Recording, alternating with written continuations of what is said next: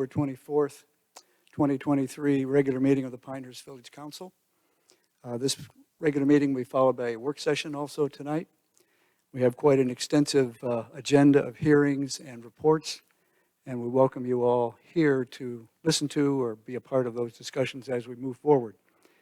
I would remind those of you here in Village Hall that if you wish to speak tonight on either of the two public hearings, and we do have two hearings tonight, or in the comments to the Village Council at the end of this regular meeting, you may do that, please, by signing the appropriate sign-up sheet, which is on the table in the back of the room. So again, if you're here to speak about hearing number 1 or hearing number 2 or general comments at the end of the meeting, there's a sheet in the back of the room for you to sign up to do that, and I will use those in calling upon individuals who wish to speak to the council on these subjects tonight.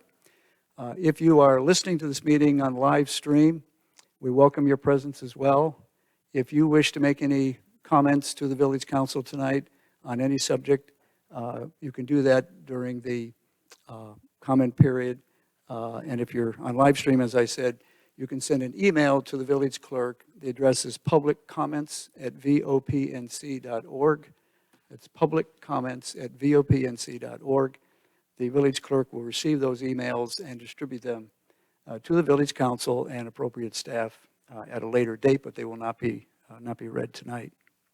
So three sign-up sheets, please. And as the meeting progresses, but starting in a few minutes, we will be picking up at least the first hearing sign-up sheet. So if you're here to be a part of that first hearing on the Pine Wild Phase 5, you might want to sign that sheet very, very soon. Having called the meeting to order, we'll go on to agenda item number 2, which is an invocation by Reverend Hugh Tudor Foley. We welcome you tonight, followed by the Pledge of Allegiance. As you are able, would you please rise?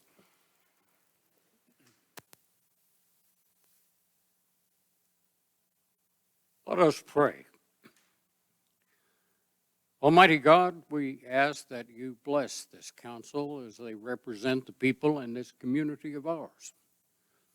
As to those who are campaigning, keep them safe as they travel and guide them to listen and hear the needs and hopes of our community. Grant that our mayor and council may have a spirit of wisdom, charity, and justice as they with steadfast purpose serve the people of our village. We ask all this in your holy name. Amen. Allegiance to the flag of the United States of America, to the republic for which it stands, indivisible, justice for all.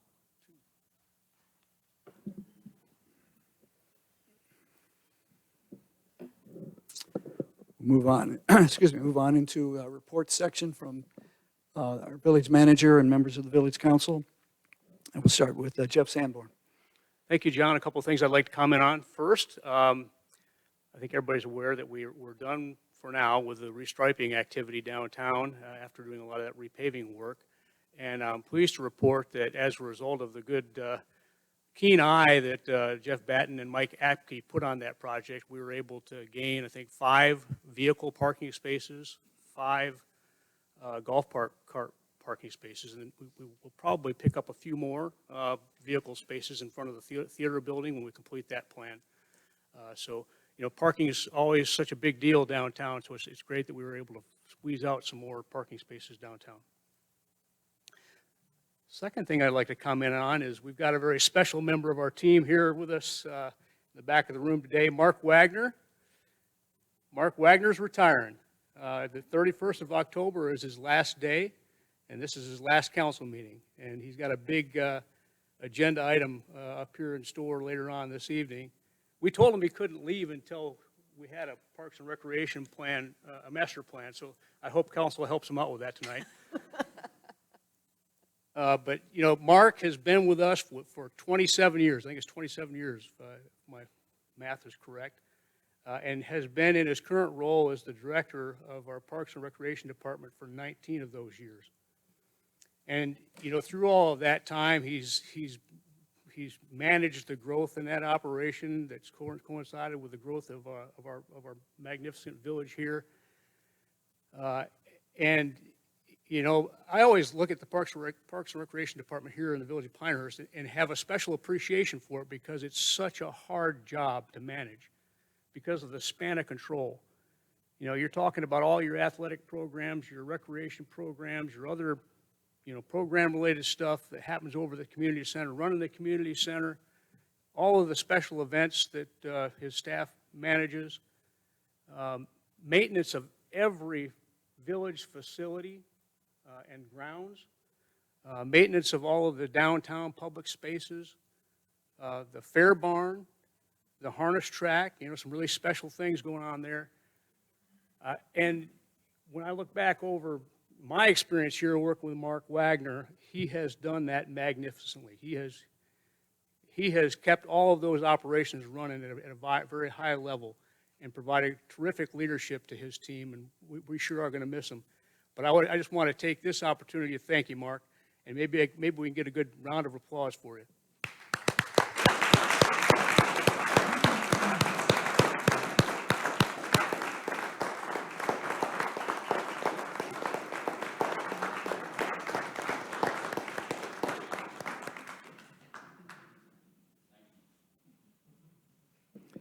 Well done, Mark, or almost well done. We've got to get through our agenda, and we'll hear from you a little later.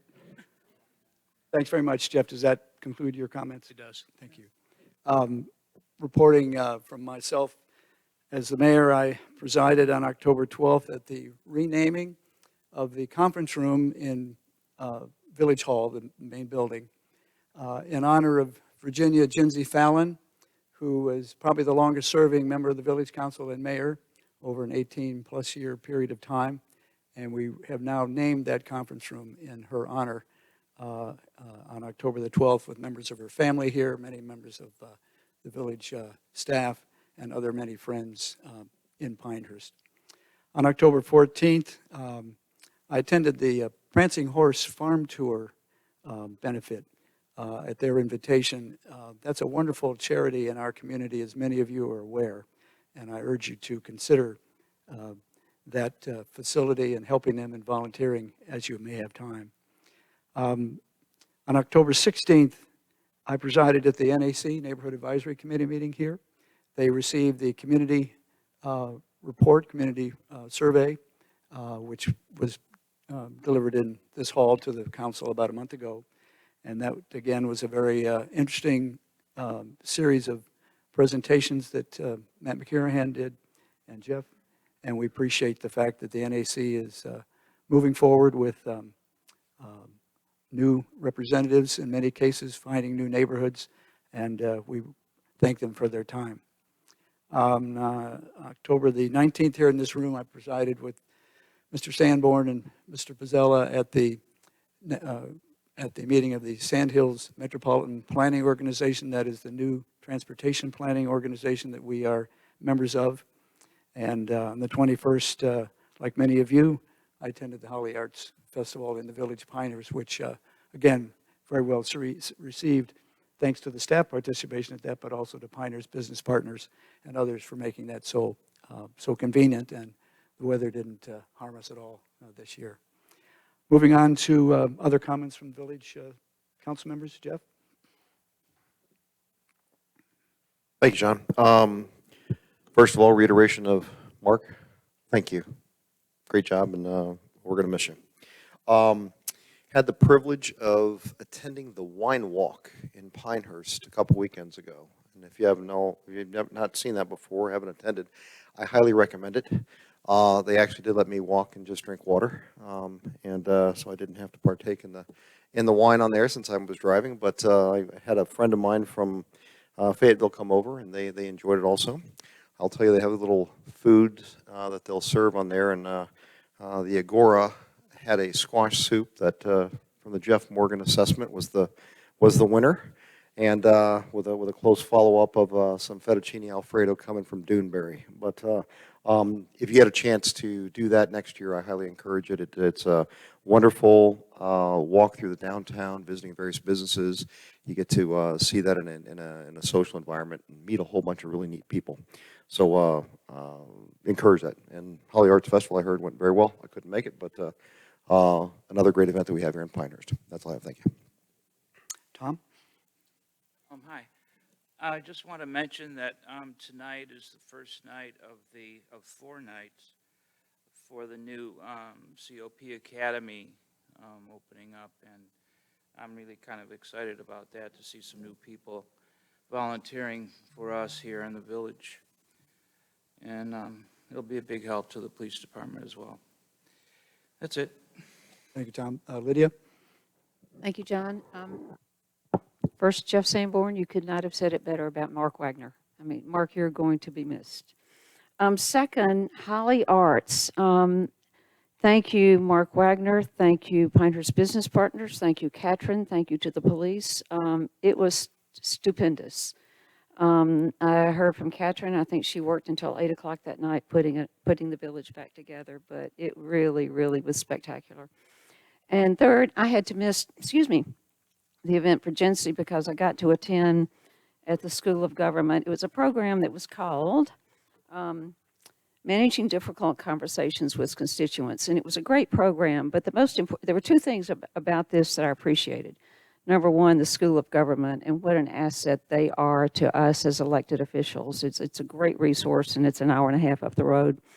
But also, this was presented, the School of Government called in a group called Braver Angels, and they were called in by the General Assembly this year to work with the freshmen, all the freshman senators and House members, just on how to get along if you're blue or if you're red. And their little icon is blue and red. But I looked at their mission statement, and this is outstanding. Americans on opposite sides of the political spectrum don't disagree on issues. They increasingly dislike one another. This growing partisan animosity is the crisis of our time and threatens our nation. So that's their mission statement. So they're doing great things all over the state of North Carolina, and I was so grateful to be able to attend a program that they presented through the School of Government. Thank you, John. Patrick? Yeah, thank you. And congratulations, Mark Wagner. Good luck in the future. Two, I want to thank Alex Cameron, who briefed a few of us on quasi-judicial training, a specialty course that Alex preps those of us who need to be refamiliarized with. So thank you, Alex. Hopefully it'll come in handy later this evening.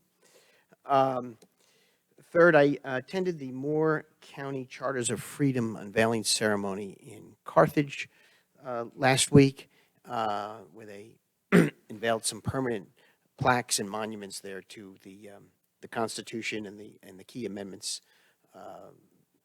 And it's a project that originated in North Carolina, and it's come to Moore County. So thank you for that. On the Holly Arts Festival, I do want to congratulate the Pinehurst staff. They had their own tent there, and looked like it was well visited, and it was manned by several volunteers during the course of the event. That as I strolled around the streets, so thank you VOP for being there. Also, I'd like to notice that the Village Chapel is going to be celebrating 125 years of its existence this coming Sunday, much like the anniversary of the village, the birthday of Donald Ross, and a whole bunch of things that have come on. They're in cycle with the rest of the Pinehurst celebration. So I pass that on to folks who may be participating or be members of the Village Chapel. And that's all I have to report. Thank you very much. Thank you, council members. We'll move on to item number 4 on our agenda, which is a motion to approve our consent agendas. Is there any council member who has a comment on or needs to have any of the consent agenda items further discussed or pulled out? Seeing none, is there a motion, please? I move to approve all the items listed and considered routine on the consent agenda. Second. That's a motion by Lydia Bosch and a second by Jeff Morgan. All in favor say aye. Aye. Any opposed? Hearing none, that motion carries. Move on to item number 5. This will be a motion to recess the regular meeting and enter into a public hearing number 1. Is there a motion, please?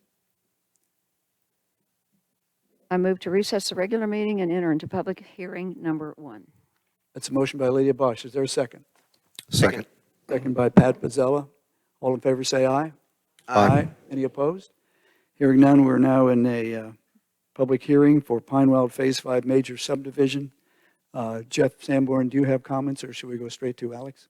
I don't. Thank you, John. Thank you. Mr. Cameron? And again, if anybody is here to speak in the public hearing on this subject, we'll be retrieving that sign-up sheet if we have not already. Thank you. All right. Thank you, Mayor and Council. So officially, the purpose of this public hearing is to consider a request for a major subdivision review. And this is for a 78-lot, single-family subdivision known as Pinewild Phase 5. The property is identified further as Moore County Parcel ID number 000-25104. And of course, it's located within the existing Pinewild gated community. Sort of north-south orientation. It's between north at Stony Creek Drive and south at Linden Road. The applicant and property owner of record is Pinewild Project Limited Partnership, or which may be referred to as PPLP moving further.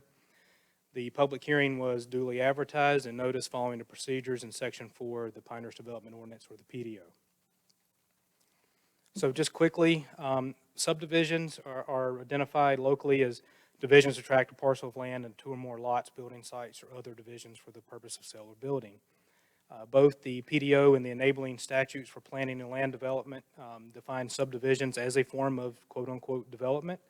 And furthermore, the authority for local jurisdictions to regulate subdivisions are nestled in Article 8 of North Carolina General Statute 160D. And locally in the PDO, we define or we classify subdivisions into one of 3 categories: exempt, minor, or major. Major is classified as any subdivision that creates more than 3 lots, which again is the subject of this request this evening.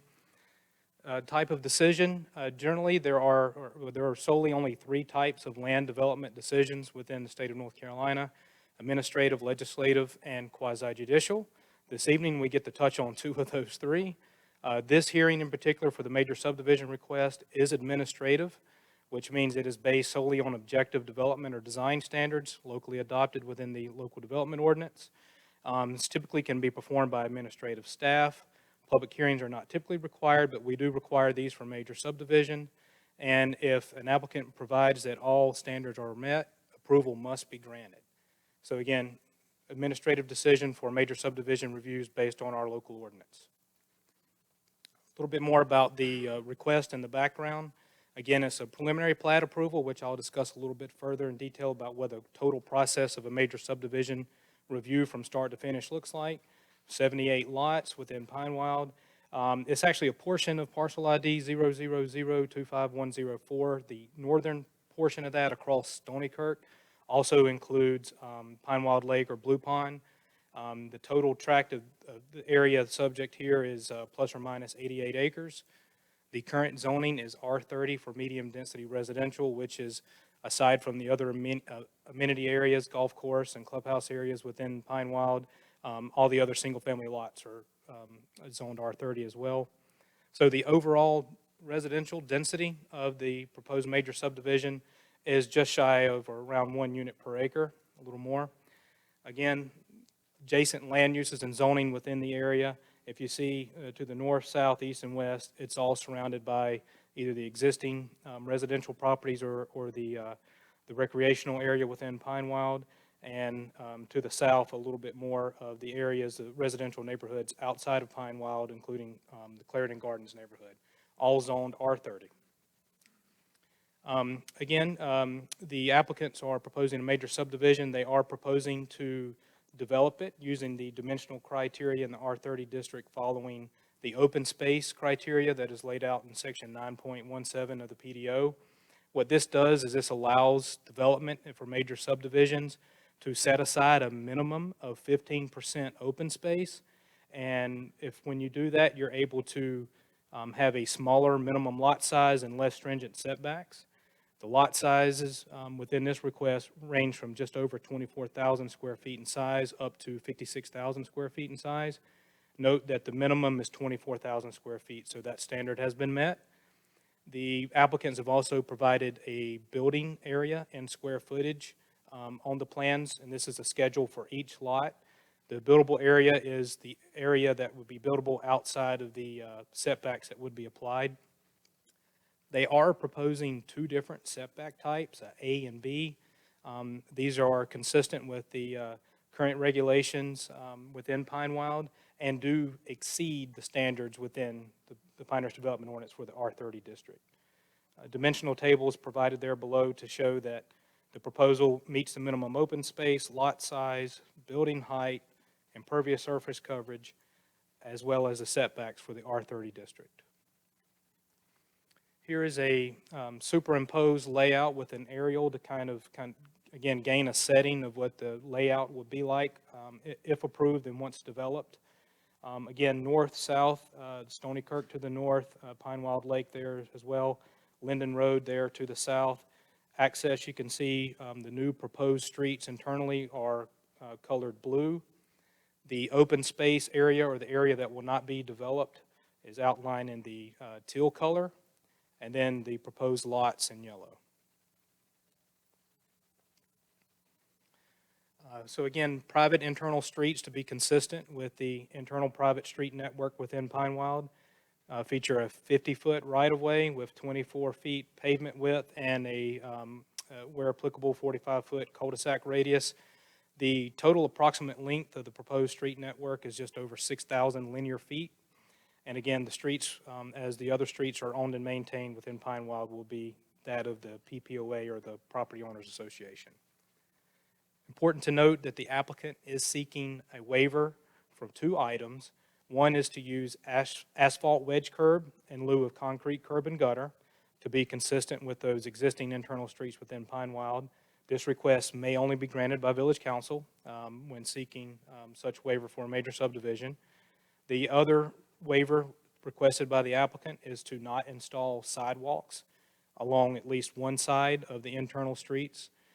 This is allowed in the PDO for Village Council to consider if it's located within an existing gated community where there are no existing sidewalks. So again, to kind of continue that character within Pine Wild. Water and sewer are, again, proposed to be owned and maintained by Moore County Public Works. That has kind of been a feature item of this request and internally within Pine Wild for some time now. Moore County Public Utilities has indicated the ability, once ownership is fully transferred to them, that they will be able to service these lots with water and sewer.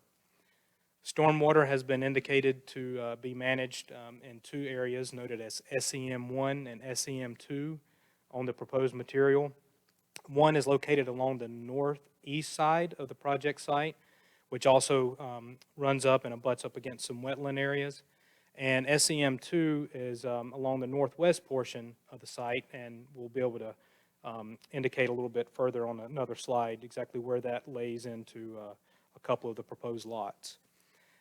Again, these two stormwater control measures are indicated to have different ownership and maintenance responsibilities, and I would ask that the applicant will be able to speak a little bit clearer to that as well. Environmental constraints, there are some wetlands and streams located within the greater portion of this 88 acres. They are, again, clearly identified on the submitted material, and the PDO requires, as the property is located within a public water supply, that a 30-foot undisturbed buffer as well as a 100-foot undisturbed buffer be platted and maintained. The 100-foot buffer is to be along the perennial stream or the blue line stream. The 30-foot is from the edge of the wetlands. Street trees are required per the PDO at a rate of 1 per 40 linear feet of street minus driveways. The applicant has indicated at this preliminary plat stage that they indicate to preserve as many of the existing trees, less the development and grading that needs to occur in order to meet those requirements. Final compliance with that will have to be met at final platting. So here's the aforementioned layout of the plans. The layout on the left is a northern portion.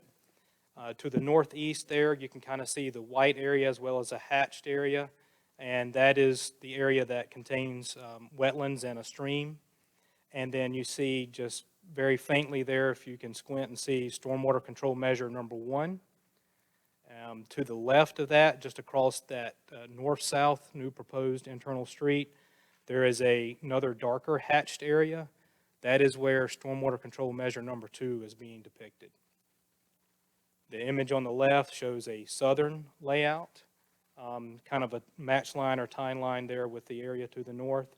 The very southern tip of this, where the point abuts Linden Road, there are 4 much larger lots than the rest of the lots there with this proposal, and that is due to the fact that there is a change in the demarcation of a watershed, where the density requirement there within this watershed is more stringent and requires it to be 1 unit per acre. So these are the lots that are greater than an acre in size, the 56,000 square foot being the largest. So the major subdivision review process, it is very much a multi-step process that takes time. Initially, an application and a sketch, if so desired, is submitted to the village planner. Once ready, the material is then submitted to review by the Technical Review Committee, which is made up of folks from varying disciplines, including fire, engineering, utilities, planning, administration when needed. TRC will review the proposal in line with their respective codes, and they'll issue comments to the applicants to make corrections or revisions to the submitted material. Once corrections are made, they're resubmitted, and this process continues until the TRC or the Technical Review Committee deems compliance. At that point, a public hearing can be held by the Planning and Zoning Board, where they will formulate a recommendation to be forwarded to Village Council. After that, the stage that we're at now, Village Council holds a public hearing. You consider that request and the recommendations made. And if you follow the boxes down from that slide, if approved, the teal box there, then construction drawings are able to be prepared and submitted to TRC. So it's important to know that preliminary plat approval by Village Council does not authorize the actual development to begin to occur on site. There's still a few more steps to go. Once construction drawings are prepared and submitted to the Technical Review Committee, we review them in line with the preliminary plat approval. And this is where fully detailed engineering drawings are submitted, other items like landscaping, as sometimes when the work begins or the further detailed analysis begins, there may need to be some adjustments needed, and some changes from preliminary plat approval can occur and be made by the administrative staff. However, the number of lots may not increase, the amount of open space may not decrease, and a few other items that will make sure that that overall density is covered, so there's that greater understanding. If a preliminary plat approval is denied, it should be based on the fact that accomplished objective standards have not been met, and the applicant as always has the ability to appeal to Superior Court. After construction drawings are approved, development has occurred, then there comes a final platting stage. This triggers inspection again by the folks within their discipline to make sure everything has been constructed in accordance with what was approved. Then the developer may submit a final plat approval. If the final plat is approved, then that plat can be recorded with the Register of Deeds, and that means as sort of the final step of approval of the subdivision. At that time, the individual lot permits may be submitted for and approved. So again, we're almost kind of in the middle of the overall process. However, this one's been kind of stirring through many reviews and renditions over the years. So the Planning and Zoning Board, just last month during the regular meeting, they held a public hearing and took up the review. They reviewed the material along with the staff and Technical Review Committee recommendation. And after hearing a few comments from the public, they did unanimously recommend approval of the request with the 2 waivers that were requested by the applicant. So the options reaction by Village Council, after holding your public hearing, you have the option to approve the request with conditions. However, conditions, again, must be related on compliance with an adopted standard, or reject or deny the request, and if doing so, you must issue reasons to the applicant and how the plat may be revised to meet compliance. So kind of get ready to wrapping up the initial staff presentation with the Technical Review Committee recommendation. We do recommend, based on several renditions and reviews and issuing comments to the applicant, that we've deemed it to be compliant with our applicable regulations, and we recommend council approve the preliminary plat with the requested waivers. And I will note that the agenda item following the public hearing, staff has prepared a resolution for you if council so chose to act and adopt. So that will conclude my presentation. Thank you, Alex. Sorry, sir, we won't take any questions until we get into the hearing. The next step here would be to hear from the applicant, I believe. And there are members of the Pine Wild Development Company here. You can use the table right in front of us. Both those microphones are on by the green light that you see. And if you make sure you speak into them so everybody can hear. Would you each identify yourself, please, and how you're involved with the project? My name is Christopher Ian Little. I'm the club manager at Pine Wild Country Club of Pinehurst and representing PPLP, Thank you, Chris. the current owners. Tucker McKenzie at Withers Ravenel, civil engineering consultant, supporting the request coming through. So the presentation by staff was pretty all-encompassing. We've worked through this and appreciate working with village staff and TRC as we went through this. We've gone through multiple iterations, making sure we bring this into compliance with the ordinance, as well as working with the PPOA through the multiple renditions as we've gone through this to kind of make sure that we keep everyone as informed as we could. We've had I think it's 3 meetings with the PPOA that I can recall to kind of review each of the iterations of the plans, as well as have had on-site meetings with the properties where there's two roads coming through adjacent to existing property owners. So we wanted to have individual meetings out there with those individuals to kind of walk through the plan and have questions. And similar to what Alex stated there, is that this is the first step in the process, and we continue to have an open line of communication as we go through it. So I think staff's report covered everything from the plan-specific perspective. If there's any questions, we'll happily answer them. Chris, did you have anything else to add? Not at this point, no, sir. Okay. I'm sure there'll be some questions from council. I'll just lead off with a couple. Could you give us, though, a little bit of background on Phase 5 and how this proposal may have changed or not from others that have existed in the past with respect to the number of homes, density, all of that? Yeah, so, several years ago, I believe, and we weren't the consultant engaged on at that time, but there was a much more dense proposal that came forward. I don't remember how long ago that was. There have been several over the years, I think. That was several years ago. But as of this rendition, we've gone through, and the major changes were making sure that we were in alignment with some of the PPOA guidelines and documents in terms of the setbacks required throughout the stages, as well as the requirements throughout the Pinehurst Development Ordinance, including stormwater management, the public utilities portions of it as well, and things of that nature. So it was really technical. So part of our review for stormwater management specifically is that we reviewed Blue Pond or Pinewood Lake, depending on the nomenclature. Our initial analysis would show that the stormwater runoff from this site could be handled as is without any additional stormwater control measures through Blue Pond. After review and consultation with staff, to meet the requirements of the ordinance, the stormwater control devices were added so that additional stormwater wouldn't be running underneath Stony Kirk as part of that requirement. So that's where the 2 stormwater control devices were added to meet that 10-year storm requirement. So those were the main changes that we had as we went through. And I think that was it. I think the addition of the stormwater control mechanisms is pretty important. We hear from residents all over our many neighborhoods, Pinewell being one, and that's always one of the problems at the top of the list. And so we're investing in stormwater management from the village's point of view across the non-private neighborhoods, and glad to see that will be part of your action here.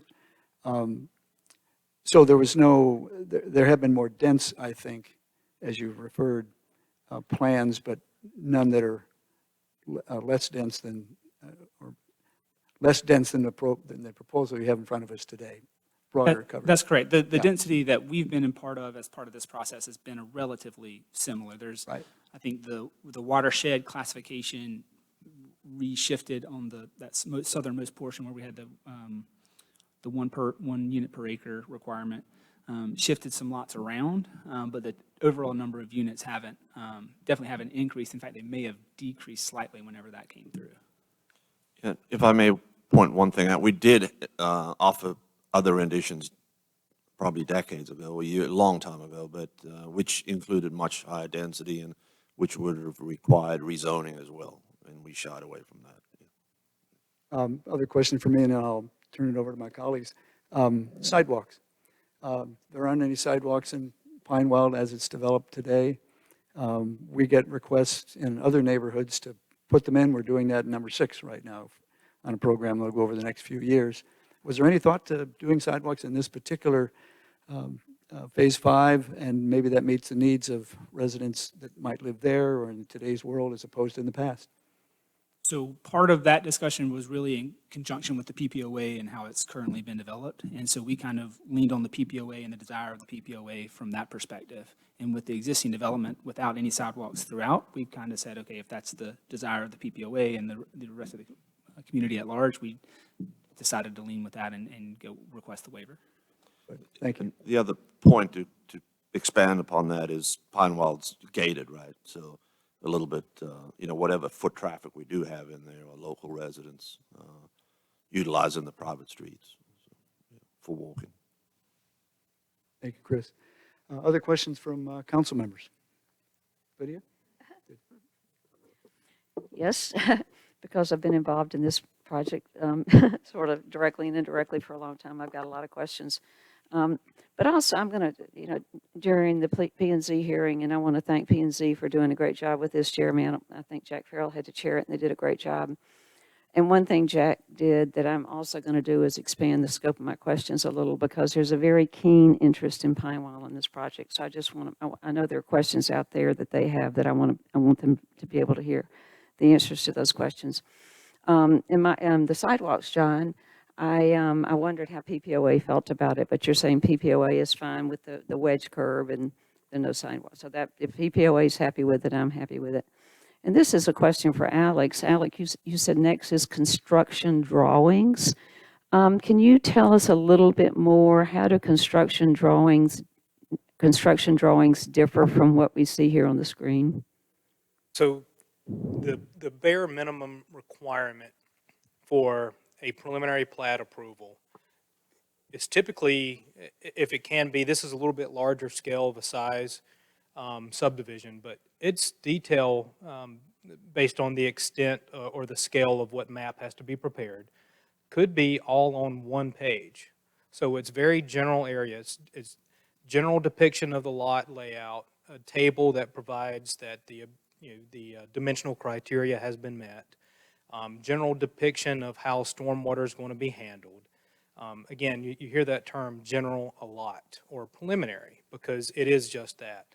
Whereas detailed construction drawings are packages that are 15 to 20 pages thick, where there's a full detailed stormwater control analysis. There's detailed engineering drawings, cross-sections, details that we have adopted as our standard of how the utilities are going to be installed, how the roadways are going to be constructed, how to the very finite detail of landscaping and where the required landscaping is going to go.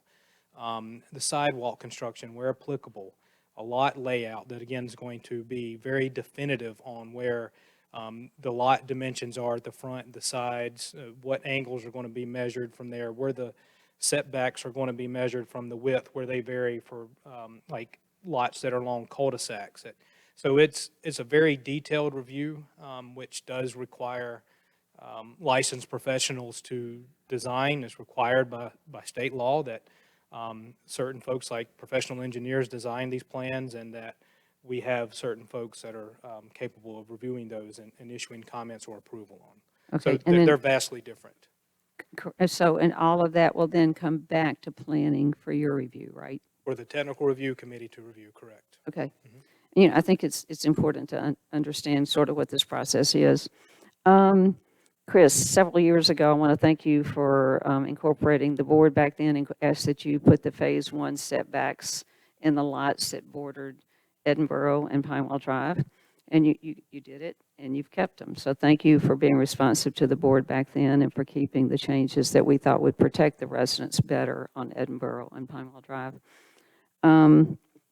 We also asked, you remember way back then, there was a road that was going to come in right at the Linden Gate. We asked you to take that out. You guys took that out. So I feel like PPLP has been very responsive to residents' concerns as we've watched this thing unfold. Thank you for saving as many trees as you can.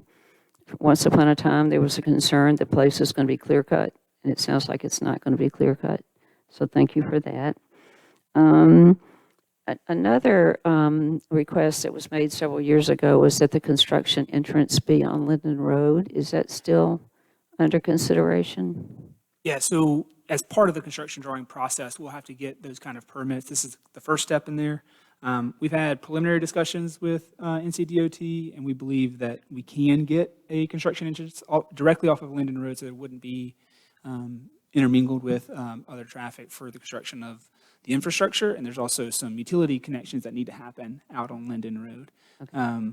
We haven't formalized, and we don't have anything in writing from DOT. We don't have that permit because we haven't gone through this process yet, but the intention is to request that. Okay, and I think that was done to avoid all the construction traffic coming in through the 211 gate and going Glasgow, all of those roads. So that was, that was something discussed then. I think Pinewell at the time would like it. I don't know what I don't know the position of the board now. Can you tell us who the builder is going to be? I mean, it doesn't. I mean, you don't have to, but I know there's some curiosity. So if you can tell us, but No, along those lines, nothing to share at this point. No. okay, that's fine. Also, you will be a part of Pinewell, so you'll be required to comply with the CCNRs and the ARB policies and procedures and all of those documents, correct? Okay. Red cockaded woodpeckers. By the way, anybody from Pinewell, this staff memo was excellent. You can get it online, but if you can't find it online, let me know and I'll get you a copy. It's public record, and it says what Alex says, but in a little bit more depth. The red cockaded woodpeckers, it says that some work has been done on that, but there's some concern about how that is handled from here forward. What is the process with Fish and Wildlife with the red cockaded? I can talk to that. Yeah.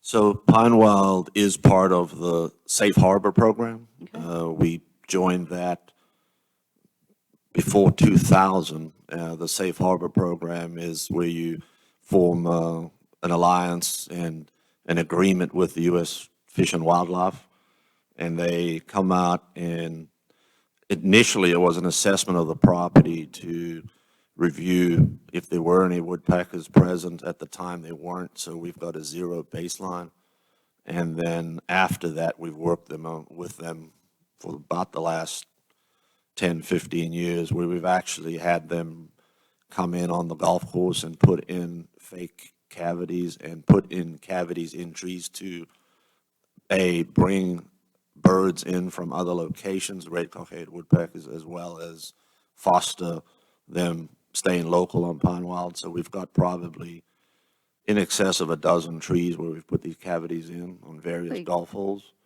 And that's part of the program. They monitor it. They keep us abreast of what's happening. If there's a need for more, we will allow them to do it. So it's a relationship with U.S. Fish and Wildlife. It's managed real well locally. So we deal with some local folks in North Carolina, and it's been kind of a win-win for both. Okay. So they'll have continued oversight over this, though, in Phase 5 going forward, right? Correct. Yeah. Okay. A year or so ago, the president of the PPOA, I set up a meeting with the president of the PPOA and Alex and maybe Darren, and there was a discussion back then of a perimeter fence, and I know after the meeting, Alex looked into it, and I think, Alex, you came back and said a perimeter fence was allowable. Do you recall? If it were to meet our adopted standards, one of our allowable fence types and heights, one could be located there. Okay. Yeah, and I don't know what the arrangement is going forward. I just wanted to bring out that we had that discussion with Alex Darren, president of the board, and maybe the property manager. I'm not sure.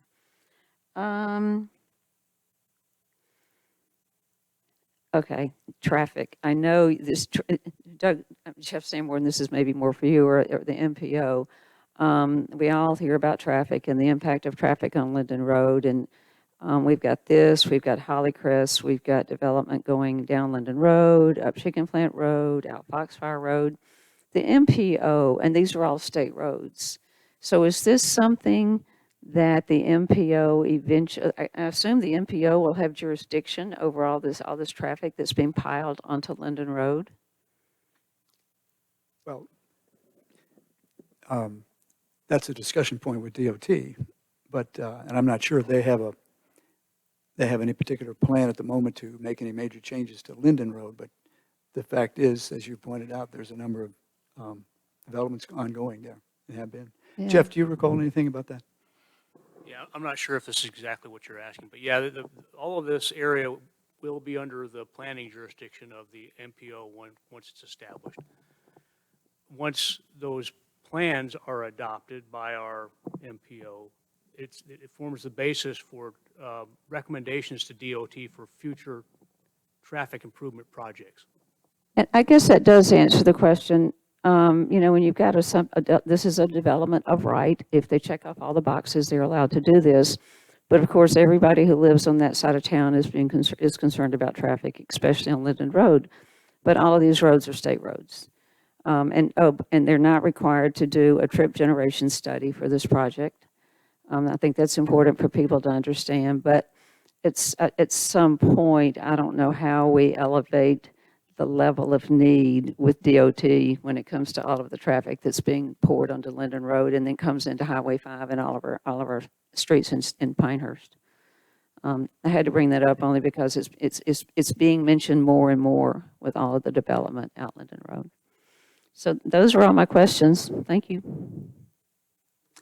Chris, I think just amplifying on the woodpecker situation and the overall tree, the attempts to maintain trees in this development, I think I read in the material, and certainly I think came up at the planning board, that there really is an effort, and you explained it very well for the woodpecker, to manage the tree situation while this construction is going on. Is that a fair assumption, to keep as many of your specimen trees and whatnot that you can? Yeah, I mean, that's part of the reason for the alternative compliance of the street trees, right? Is there's not like there's hardwoods throughout Pinewild now. Yeah. It's more of a natural Yeah. kind of development pattern. And so that's the intent of that request, is to kind of keep that same look and feel, but it does a two thing. It's aesthetic, but also helps kind of manage the existing canopy. Okay. Jeff Morgan, would you like to ask any questions? We talked about the woodpecker. Have you done analysis on the wildlife impacts other than just the woodpeckers? There's not any additional studies, either not required or available that I'm aware of, to kind of look at like migratory type wildlife throughout the area. There is a significant amount of natural open space reserved in that northeast corner near the wetlands to help, that will help give a place for wildlife to be, but specific studies, no. Okay. Didn't see any plans for a golf cart pathway into smaller roads from Pinehurst. There's been a complaint with folks in Pinewild that they don't have a route to get golf carts from inside Pinewild over to Pinehurst streets without going on Linden Road, which is a state road, meaning they can't do that. So I'm assuming there's nothing designed or thought about at this point in time for this? No, there's nothing as part of this plan and program. All right. Those are my questions. Thank you. Tom? Anything? Okay. Patrick? Thank you. We'll come back to that point on the golf carts. That's interesting. Yeah. Go ahead. I guess a threshold question for me is, interest rates at 10, 12-year highs. It's tough to get workers to, in a lot of sites for construction, so I'm told. Why now? We would have liked to have done it a little few years ago, but we've gotten to this point now. It's just a natural. We've got no inventory in Pinewell. I think there's 3 homes on the market currently out of about a 950. So there is a demand for lots and homes. It's just part of the natural continued development that was initially designed 30 years ago. What do you see as a, once you get a green light, what do you see to the first person moving into that new house in this area? We're not there yet. In terms of timing, Yeah. we're 7-ish, 8 months away from just starting construction, infrastructure construction. And so there's infrastructure construction, there's, the final platting, the construction drawing, Is this 2025, 2026? I'm trying to gauge what are the residents of Pinewell, when is, Yeah, so it's hard for me as the designer and not understanding, not knowing, not a contractor to know for certain. I would expect 2025 would be, late 2025 would be a conservative estimate, but it's a speculation at best from so it's not an imminent thing to the residents who live there now that have these concerns about traffic at the gate and construction sites. No, the traffic concerns will come over time. I mean, the traffic will increase over time as it continues to develop. There will be construction traffic. We'll, again, with the goal to limit that off of Linden Road primarily. And then, so there'll be infrastructure construction starting once we get all of our construction drawings and permits approved. And we go through that entire process, which could be, 7 or 8 months, depending on the total timing of that process. Do you know if you're going to plan to sell the sites first, or will you wait till you have a buyer? That's too detailed. Okay, all right. I'm trying to understand the rhythm of how this is going to occur, because those are the few questions I've had from some residents. The other question that I had was, there's some concern occasionally on the water pressure. It's not only a Pinewell thing, but it's elsewhere in that area. And I'm curious the level of confidence you have that the public utility folks are going to be able to address the needs of Phase 5 and not impact the rest of Pinewell or the surrounding area regarding delivery of water. I mean, Public Works, Moore County Public Works definitely did a fire flow analysis on it and met the requirements and can serve these lots proposed. Beyond that, I can't speak to kind of what the future plans or current plans are for No, but Public Works. they've done, and you feel comfortable and confident with what they've done and provided you. Correct. That's all I have. Thank you. I want to come back to this golf cart question, because maybe something will evolve as you go along into the future. And I really can't, other than knowing what Jeff Morgan asked about with respect to the interest in Pinewell residents and having some route to the into the village a little bit more directly. And Jeff Sanborn, you and I haven't talked about this for some time. We're restricted there, I think, because probably Pinewell residents don't want any other access than the 2 gates you have now on 211 and Linden Road. So there's no way to back into Donald Ross Drive or something like that, I think. But has that ever come up in earlier discussions, Jeff Sanborn? Only in very informal discussions, and Yeah. I think the feedback we got was just what you described, that a hesitancy to create another gateway, if you will, into Pinewell that isn't a manned gate.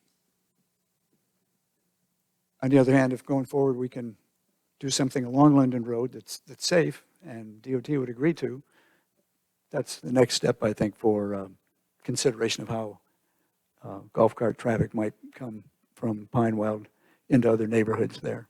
Something for all of us to think about going forward, I think.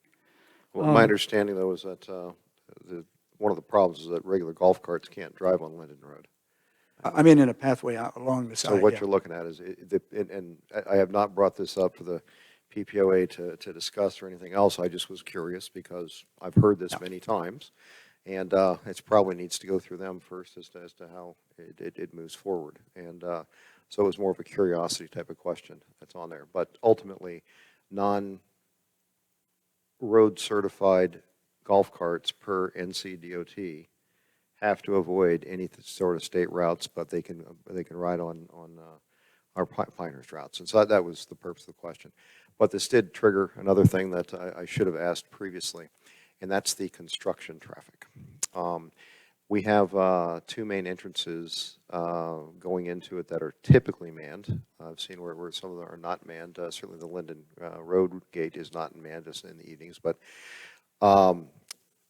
my understanding is that all construction type vehicles or commercial vehicles are supposed to be going through the 211 gate, which would then be a long pathway up through this.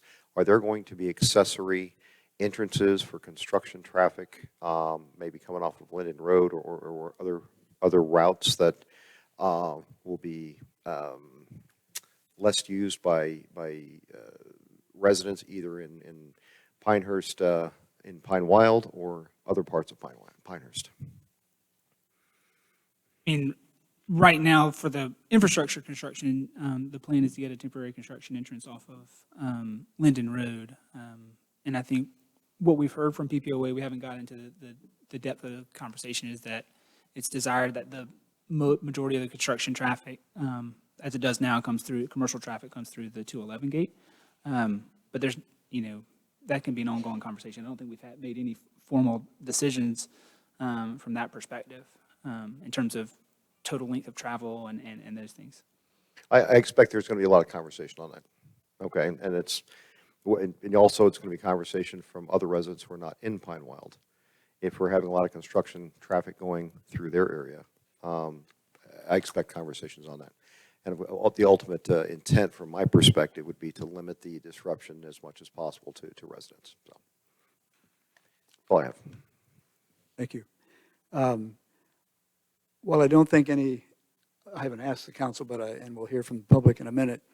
I don't know that we have any conditions that we want to put on this, given the history of the hearings that have been held before us. I think there's certainly great interest in supporting the ideas of the tree management, the cockaded woodpecker, evolving into some sort of golf cart traffic over time, which might fit into our multimodal, as I think about it, Jeff, our multimodal plan, which will be starting soon. So there's some things on all sides of this for this development to think about, but also the village, and how we can connect over time and yet maintain the infrastructure and the trees and the wildlife in Pine Wild itself. Are there any other questions from council? And then we'll go to public comments if there are any. Patrick? I have one more curiosity question. What is the pricing here? If I'm thinking about this and I'm hearing this and I'm thinking, God, I got an opportunity to move to Pine Wild in a few years, what's the entry price to purchase a lot and build a home there? That hasn't been decided at this point. I mean, Idea. I mean, What's the the pricing, the average pricing change in Pine Wild's changed significantly over the last 3 years. We're not sure where it would be in 2. So, but that we haven't given thought to that. at this What do you point. know the average price of a home in Pine Wild right now? It's around 775,000 ballpark. Yeah. Thank you. These homes would be roughly, well, there's a few different lots, but average square footage for these, and what's the design, Chris? Again, it's all got to conform with the covenants and restrictions within Pine Wild, and there's minimum square foot requirements for one floor, for single story. There's other requirements for multiple story. So, I mean, we'll have to meet those minimums, but actual size, not at this point. Thank you. All right. I'll ask the village clerk, do we have members of the public who wish to speak?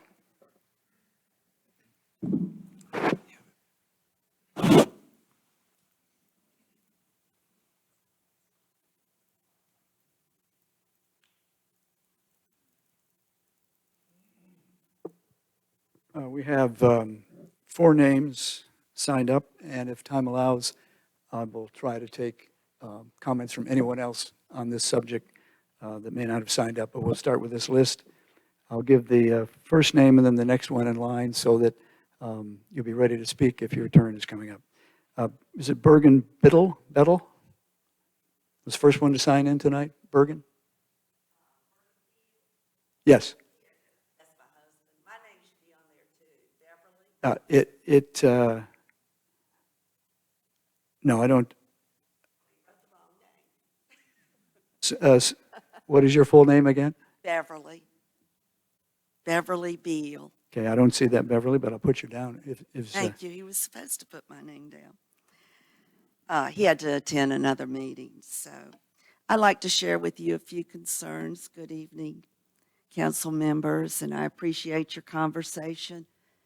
I appreciate your clarification with your questions, but I have some really strong concerns that I would like to share, and I hope there's still an open mind about some of the planning that I feel needs to be worked on. I know growth is coming. I don't have a problem with that, but I would like to see responsible planned growth that takes care of our natural resources and the beautiful nature that surrounds us in Pinewild. Concern number 1. I live at 12 Pinewild Drive. With the initial planning, and to me, the planning has not been as transparent as I would have liked to have seen. It may have been, but I didn't see it that way because every time we asked about it, I was told that's no concern right now. No, you can't check on that right now. We don't have that information. Information's still coming in. And we did try to keep abreast with this. But I live on 12 Pinewild Drive. And in the phases of planning, the information has changed several times of what it was going to look like. And right now, we will have 3 lots backing up to our 1 lot. 3 families, 3 houses are going to share the back of our lot. Those lots are of the smallest size, 21,000 square feet. So we're talking about 3 smaller kinds of homes on smaller lots than anywhere else in our street or in our area. We're concerned about how, very much like you asked, we're concerned about how would this area be developed? Will it be developed like a housing development? Because that's not what we chose to live in. Or will lots be sold, developed like it is now? When a lot is sold, plans are drawn up. Will it be cookie cutter houses, or each house, will it still be unique to all of our houses are different and have their own personalities and characteristics. It's a beautiful neighborhood because of that. Another concern is this access for construction. We would like to see it not come off of Linden Drive. The construction trucks that I've passed today on Linden Drive are huge. They're coming down, but more than that, they're going to come right next to my property. And this is the other piece of information that I don't know the true answer to, because I get a different piece of information, is they're going to cut a construction access road on Lot 10 to get the trucks there, which will go right by my house. And where are you going to have the planning trailers or whatever and keep equipment? Where will that be? Because all of that will affect us on Pinewild Drive in particular.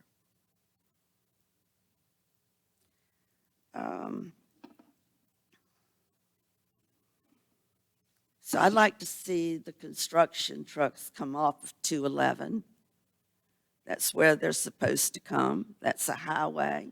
You could come in and have even easier access there, we believe, than Linden Drive with the trees and everything. Those are my concerns, and I hope some consideration will be taken in further discussion, and I appreciate the time. Thank you. Thank you, Ms. Bergen. Do I understand that your husband is not going to be commenting tonight? Yes, sir. Is that correct? Yes, sir, he's gone. All right, sorry. Thank you for yours. Jane Waldemar, and the next after that is Sue Bauman. Jane Waldemar?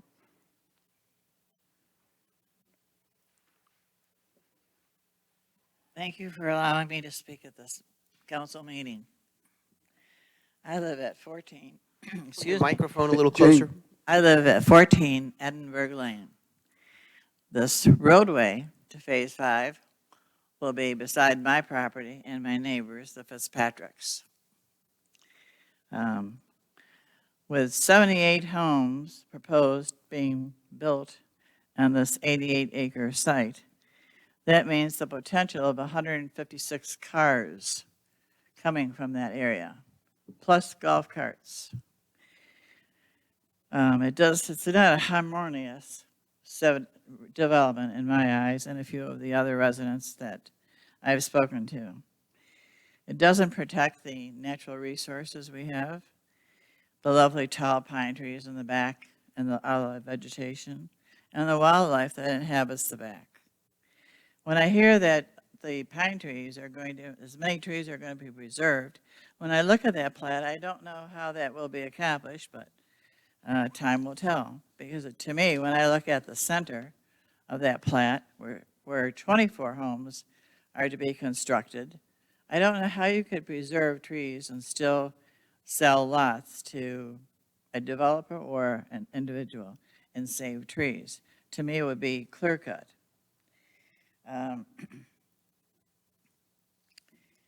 The other, in the center, these 24 lots, these houses are going to be back to back. And I was told that there will be a buffer between the backyards. What kind of buffer, I don't know. Who's going to define the lines of that buffer? And how is that going to be maintained or controlled? And I learned at the first public hearing that the mail will not be delivered to these homes. We will have to have a kiosk. Where that kiosk is going to be located is another issue. Sidewalks would be wonderful because today, in fact, we received a notice asking people who walk on the roads or run on the roads to be more careful of the vehicles coming and to kindly step off the road. So sidewalks would be a plus. I noticed in the legend on the plat that the stormwater control measurements are going to be dedicated to the PPOA.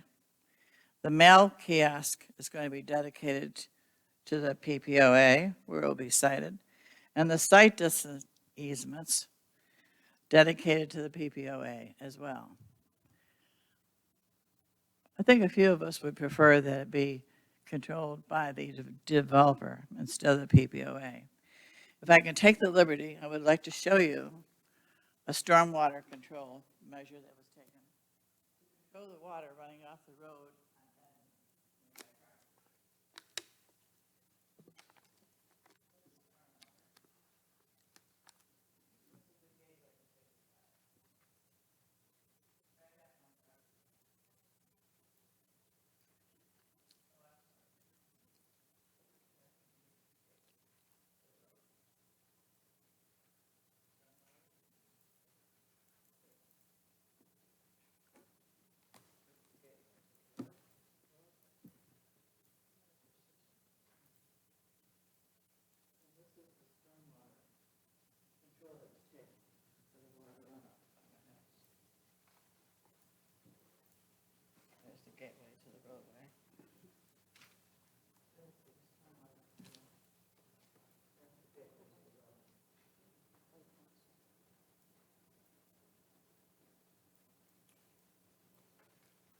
Not a very nice stormwater control measure, I don't believe. I would hope that all these stormwater control measures taken for this development are going to be a much improvement over what I have to see and what other residents see in Edinburgh.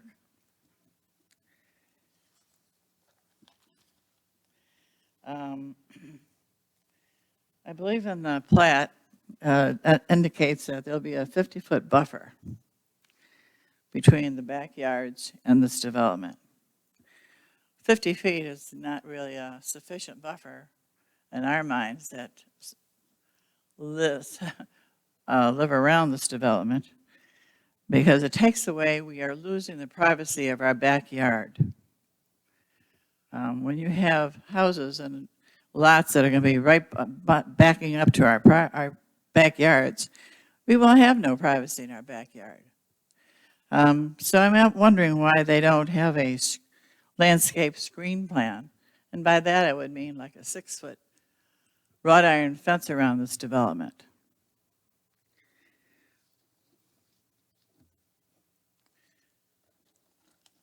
And I did call the North Carolina Wildlife to ask about a survey, if a survey had been done for this development.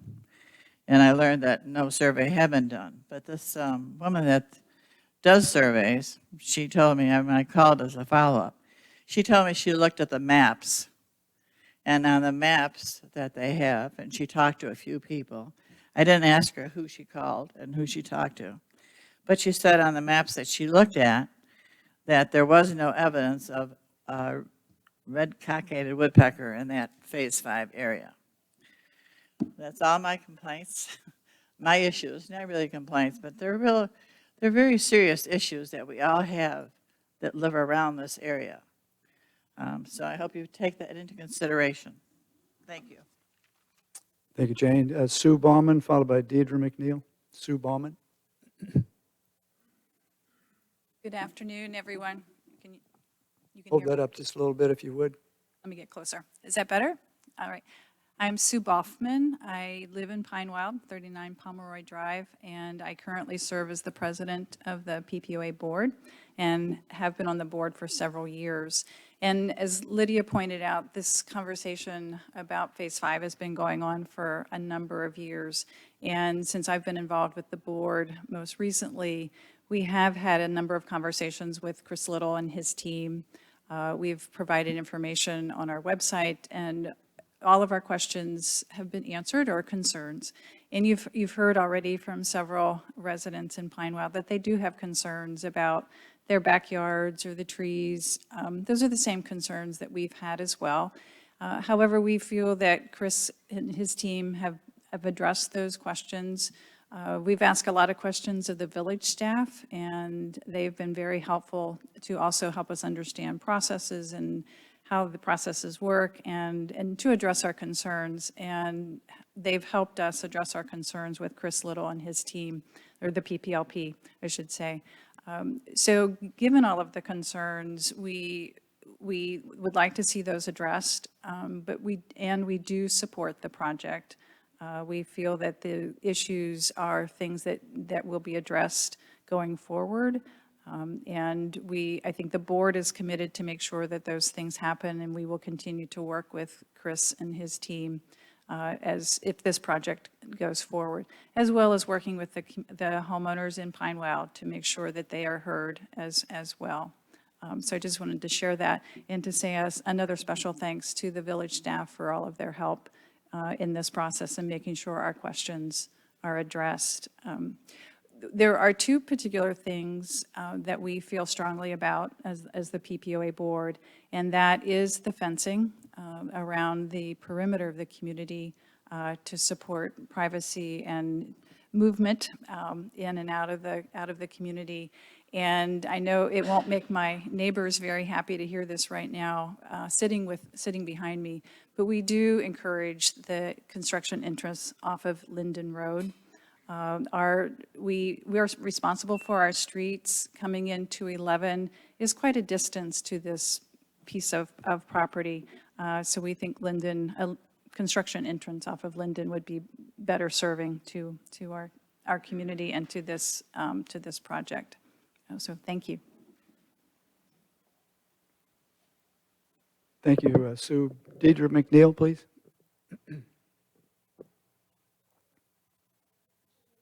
This is my first council meeting.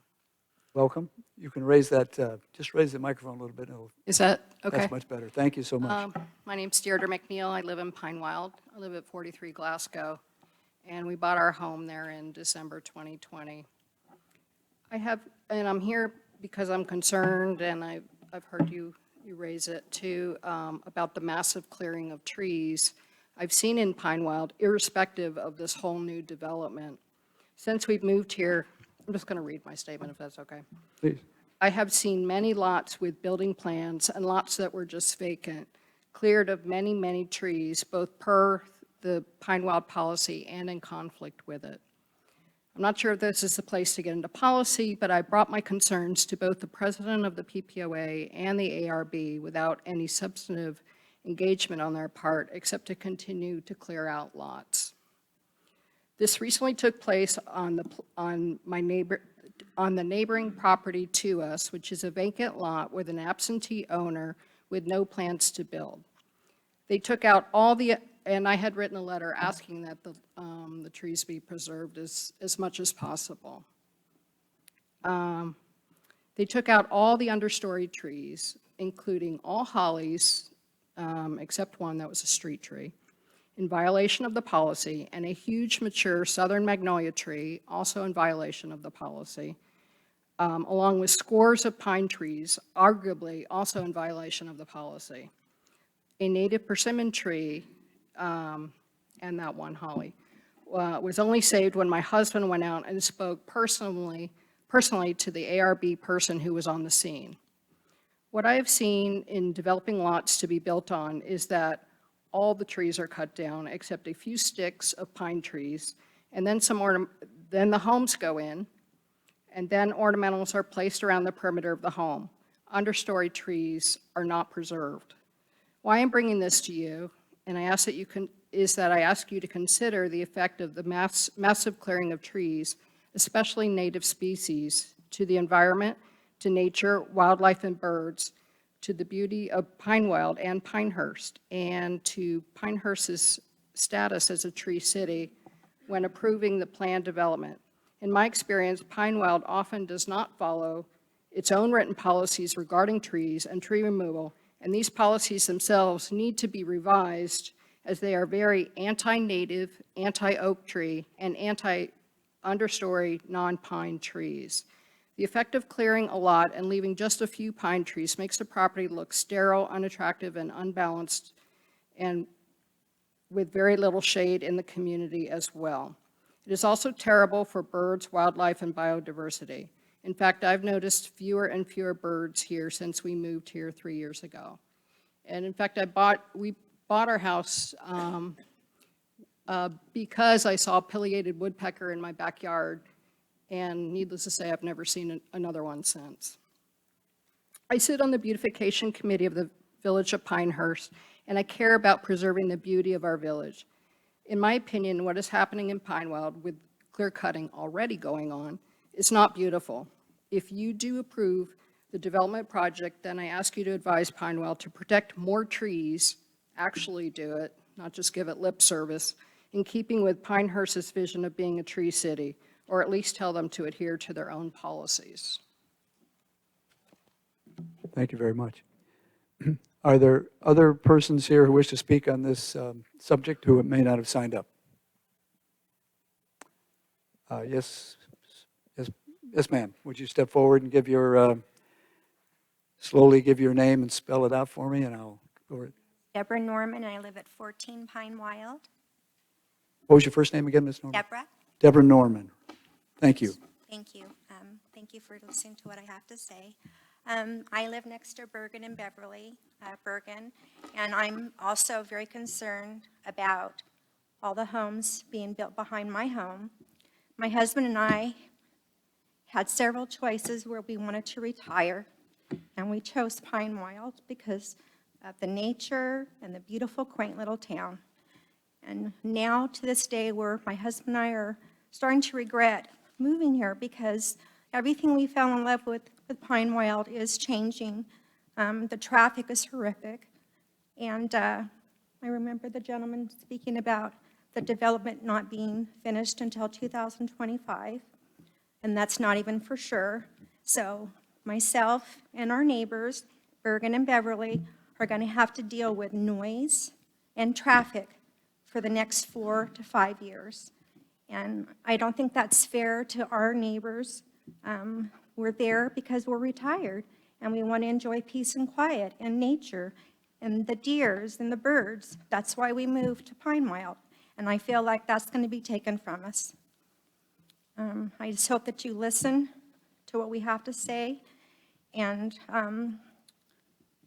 listen to the people, because we're the ones that voted for you all. And I do appreciate several of the commissioners speaking out about certain concerns that we have.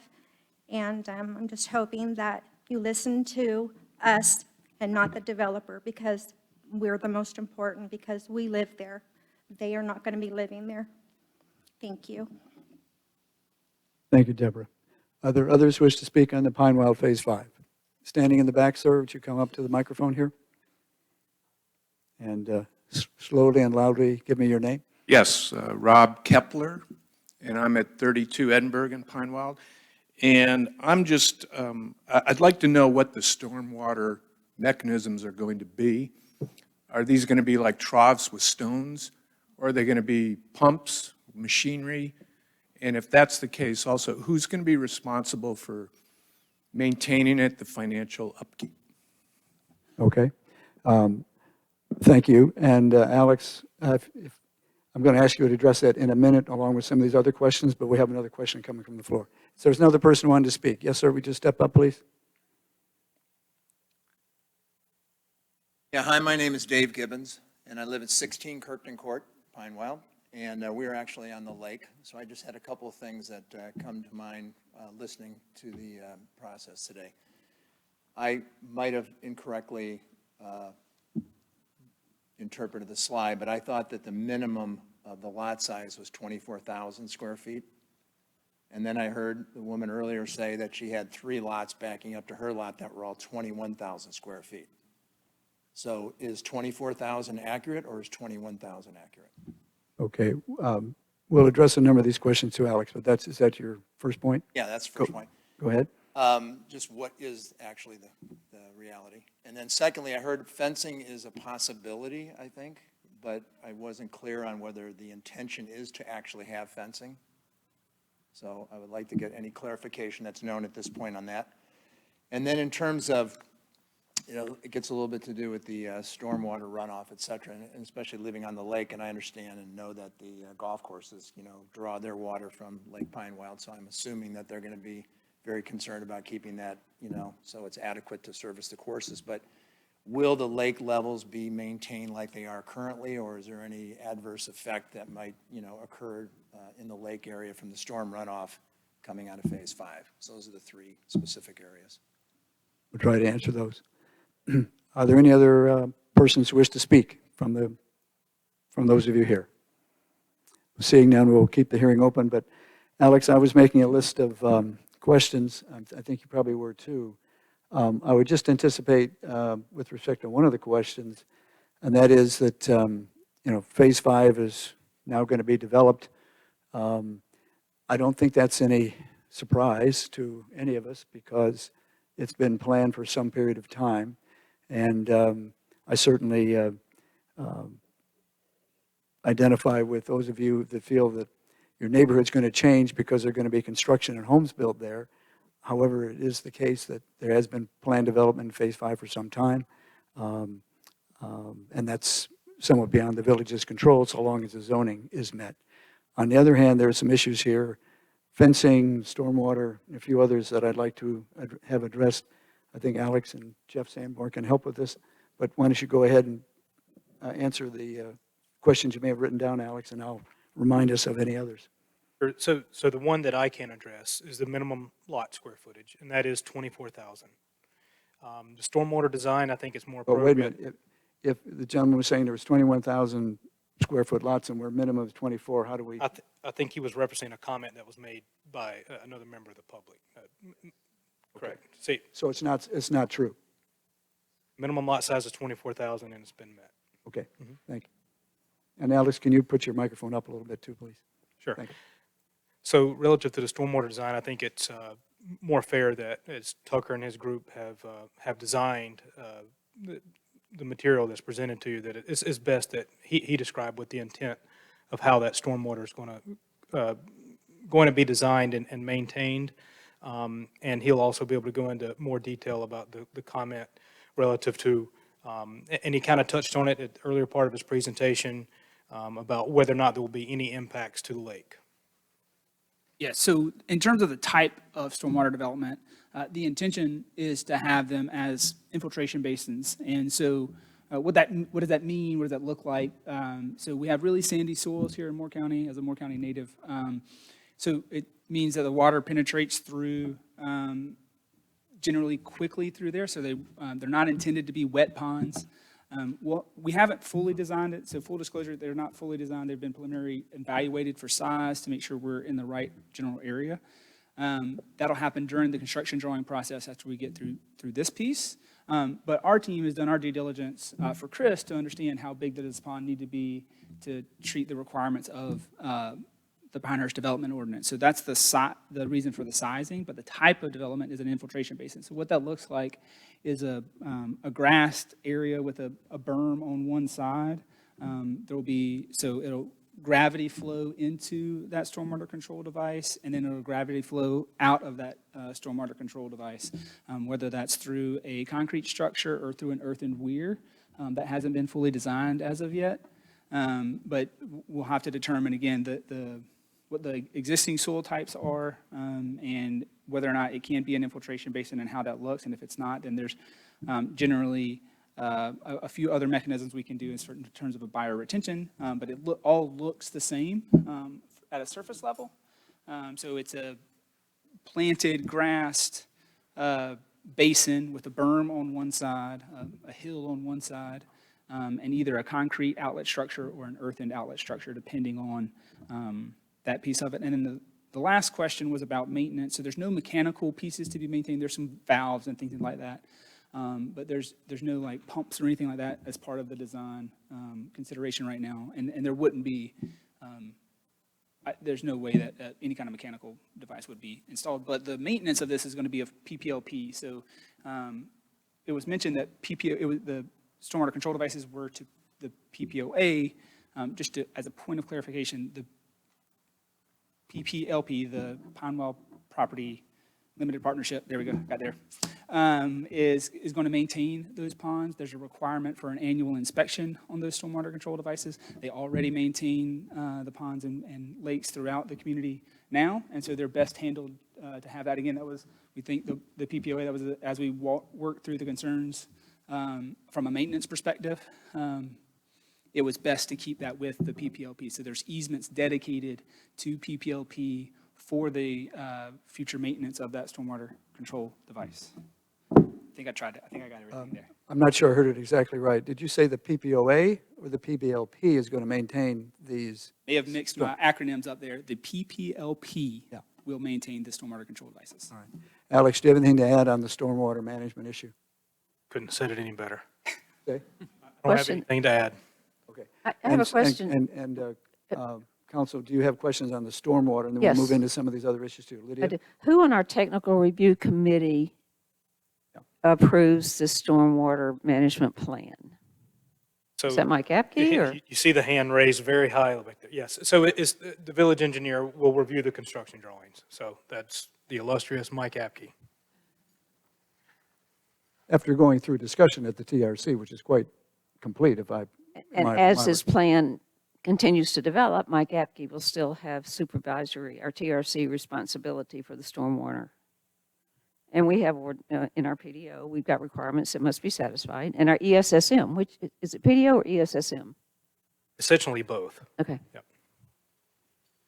I'm going to go into some other issues. One I think we can set aside, though, is while we and the council may have some desire individually as to which gate is used. I think that's a PPOA issue that has to be worked out with you. And I could see it both ways, but that's an issue internally, and I don't think there's any position that we can take on that other than personal suggestions. So let's move on to the area of screenings and fencing. Two different subjects really, but could you address our requirements and what would be required for this property, Alex, on screening from other lots in Pinewood and also other neighborhoods in the village of Pinehurst? So there is no requirement for internal screening within the community. So the screening or buffer requirement that we largely think about is when you're buffering a more intense development, such as a non-residential development from a budding residential development. This is like-for-like development that's completely surrounded by the same type of development.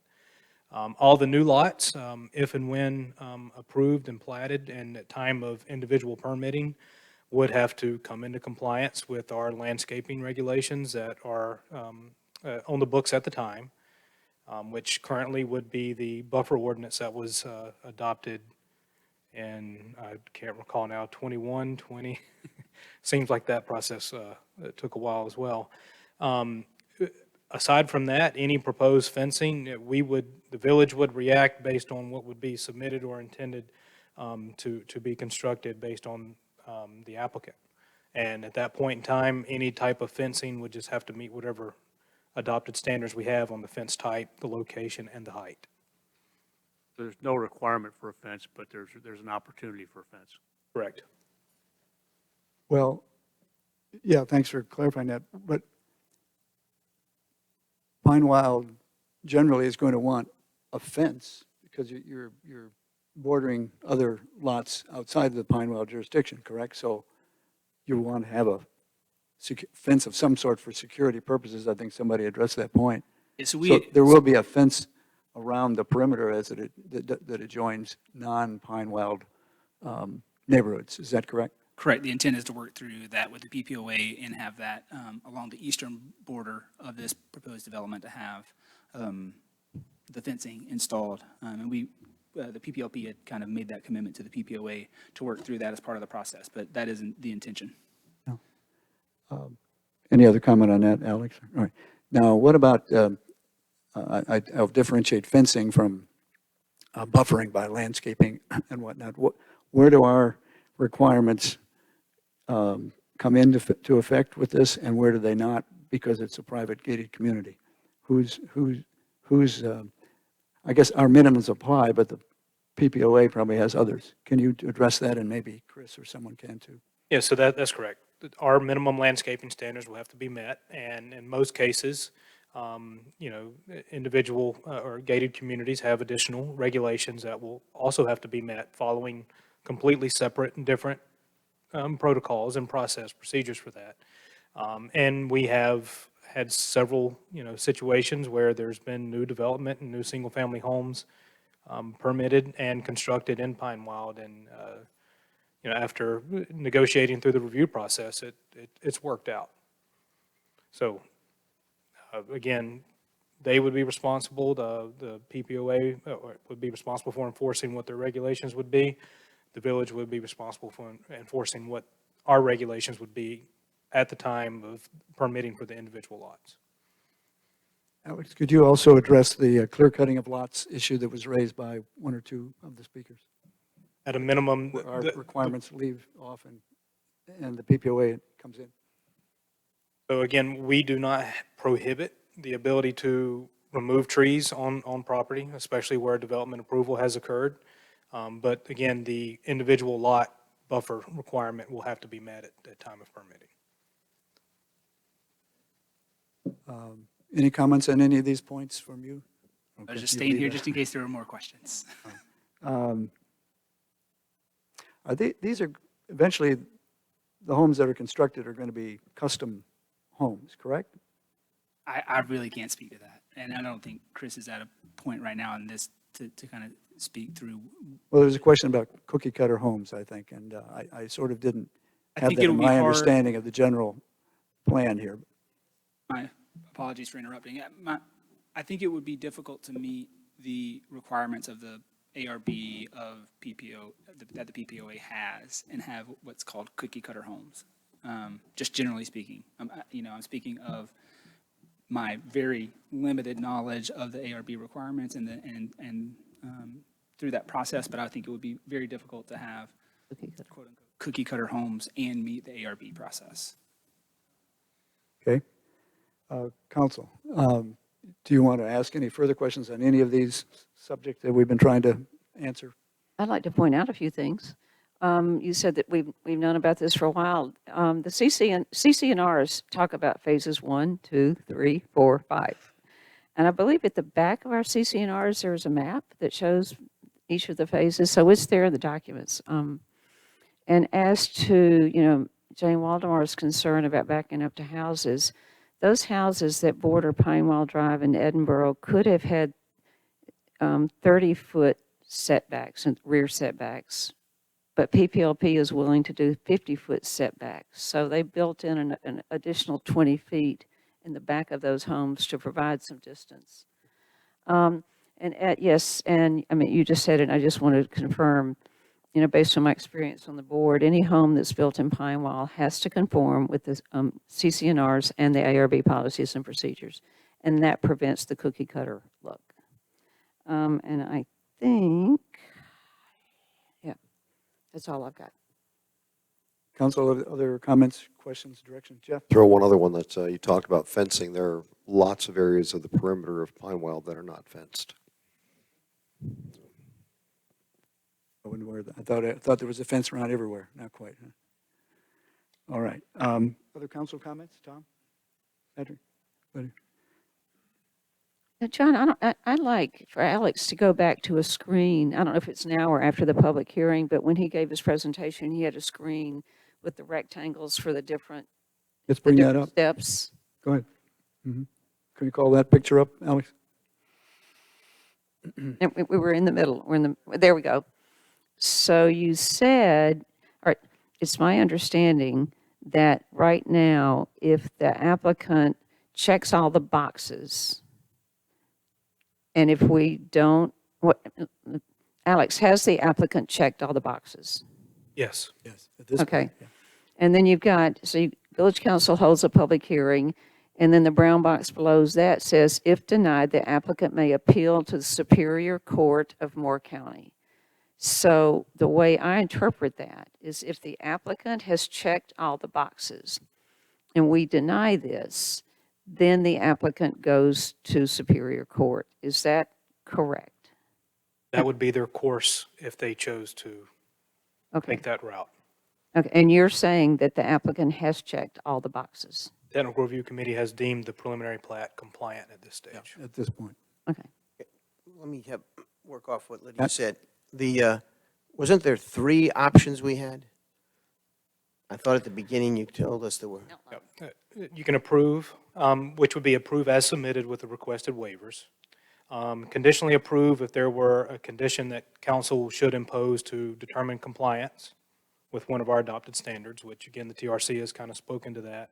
And then, of course, reject or deny the request based on nonconformance. Thanks. And the second I bullet think point. On that second Yeah. option, the idea there is that if there was something that came to light as a result of this conversation that informed us all that, in fact, a condition has not been met, then you could add a condition that would make it compliant. And as Alex pointed out somewhere in this has been to the Technical Review Committee several times, which is, to me, significant that they've had their eyes on it more than once. Yes. And as we're going down this one, when I'm looking at the motion on there, the effective thing that we're looking at here is standards of review. And have they been met, yes or no, which goes into certainly how we look at this and vote from it. There's also 2 exceptions that have been asked for, and that's the curbs and the sidewalks, which matches what Pinewild currently has. Basically, it's an asphalt curb versus the concrete curb. And then not being required to put in sidewalks, which conforms to the rest of what Pinewild has. And that's how I'm understanding this. And before we actually get to a motion, which I'm feeling we're very close on here, to the applicant, to the companies that are going to be coming in and building, one of the things that you've certainly heard here is that there's a lot of concern. And I highly encourage you, as you're going forward with this, because I do feel the standards of review have been met on this, but I highly encourage you to make sure you're communicating. There's a ton of communication that has to happen. And there's lots and lots of concerns. When you talk about the trees, you talk about the wildlife, you just in that area, and make sure that, that's happening. It'll make it a lot easier. So, thank you. That's all I got. Yeah. Other questions? All right. I think we have addressed questions that were raised by persons in the public comment. If I missed something, I apologize. I think we've addressed them as well as we could. And as been suggested, and with Councilmember Morgan's comments right now, the village, all the criteria necessary to come to a resolution on this have been made. Our minimum standards or better have been met. Other standards may apply within Pinewell. That's up to them to resolve, along with some other issues like which gate will be used, this sort of thing. Otherwise, Alex, we're square on where we are in our responsibility. Okay. I hope that helps. All right. We can have a motion then to close the hearing and move back to the regular meeting for final discussion on this item. That should be a motion in your packet. I move to adjourn public hearing number 1 and re-enter the regular meeting. That's a motion by Jeff Morgan to close public hearing number 1 and move back to the regular meeting. And I think I have a second from Lydia Bosch. Yep. All in favor say aye. Aye. Aye. Any opposed? No. Motion carries unanimously. We're now back in the regular meeting for discussion on this proposal for Pinewell Phase 5. Are there other comments for staff or the applicant from the Village Council? Or any other comments here? Seeing none, is there a motion on this Phase 5 proposal? I move to approve as submitted, Resolution 2346, approving a preliminary subdivision plat for the Pinewell Phase 5 major subdivision, a 78-lot, single-family subdivision located within the community of Pinewell and between Stony Creek Drive and Linden Road, parcel ID 000255104. Village Council finds that each of the standards of review have been met based on the evidence submitted into the record and the testimony given. That's a motion by Councilmember Morgan. Is there a second? A second from Councilmember Pizzella. Are you about to speak? Or Yes, I was about to speak. I'll second it. Second by Councilmember Pizzella. Any further discussion? All in favor of the motion say aye. Aye. Aye. Are there any opposed? That motion carries. We appreciate everyone's comments tonight, and I hope it's been a learning session as well for all of us. I think we'll take about a 5-minute break, and then we'll move immediately to hearing number 2. And we'll resume at 6:20, please.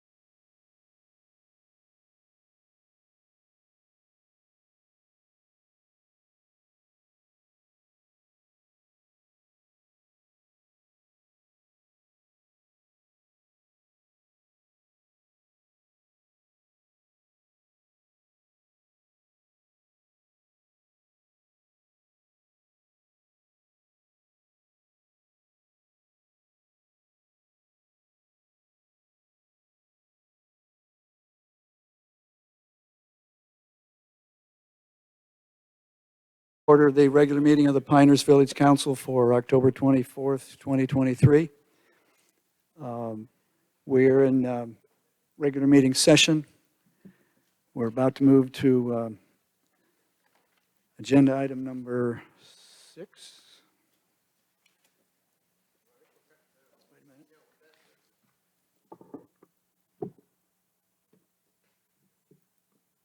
Yeah.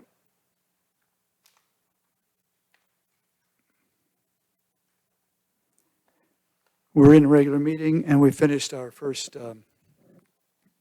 hearing of the evening, and we're going to move now into our hearing number 2, and we need to have another motion, please, to move from the regular meeting into a public hearing. Is there a motion? Motion number 8.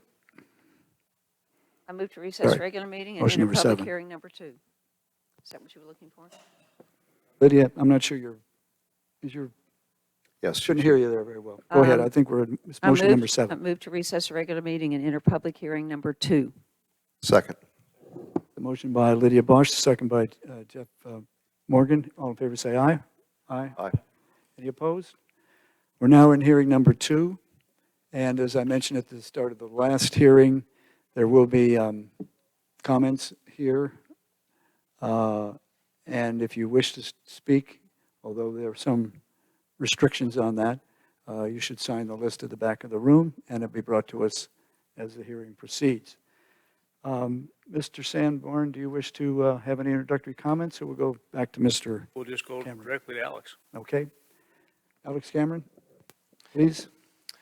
Yes, so Mayor, before we get started, I would think it'd be appropriate if myself and the applicants and any applicants' representatives that would be here that we know will be presenting would go ahead and be sworn into the hearing. Yes, would like to do that right now. If you are here as part of the applicant and with the possibility that you will be speaking during this discussion, we'd like to swear everybody in for that now. And there may be others that come along, but Alex, do you want to go ahead with that?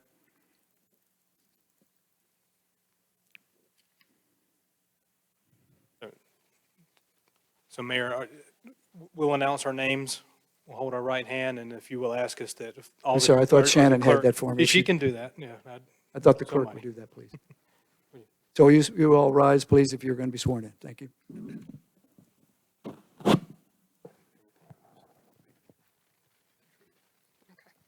All right, please raise your right hand. Do you swear or affirm that everything you say will be the truth?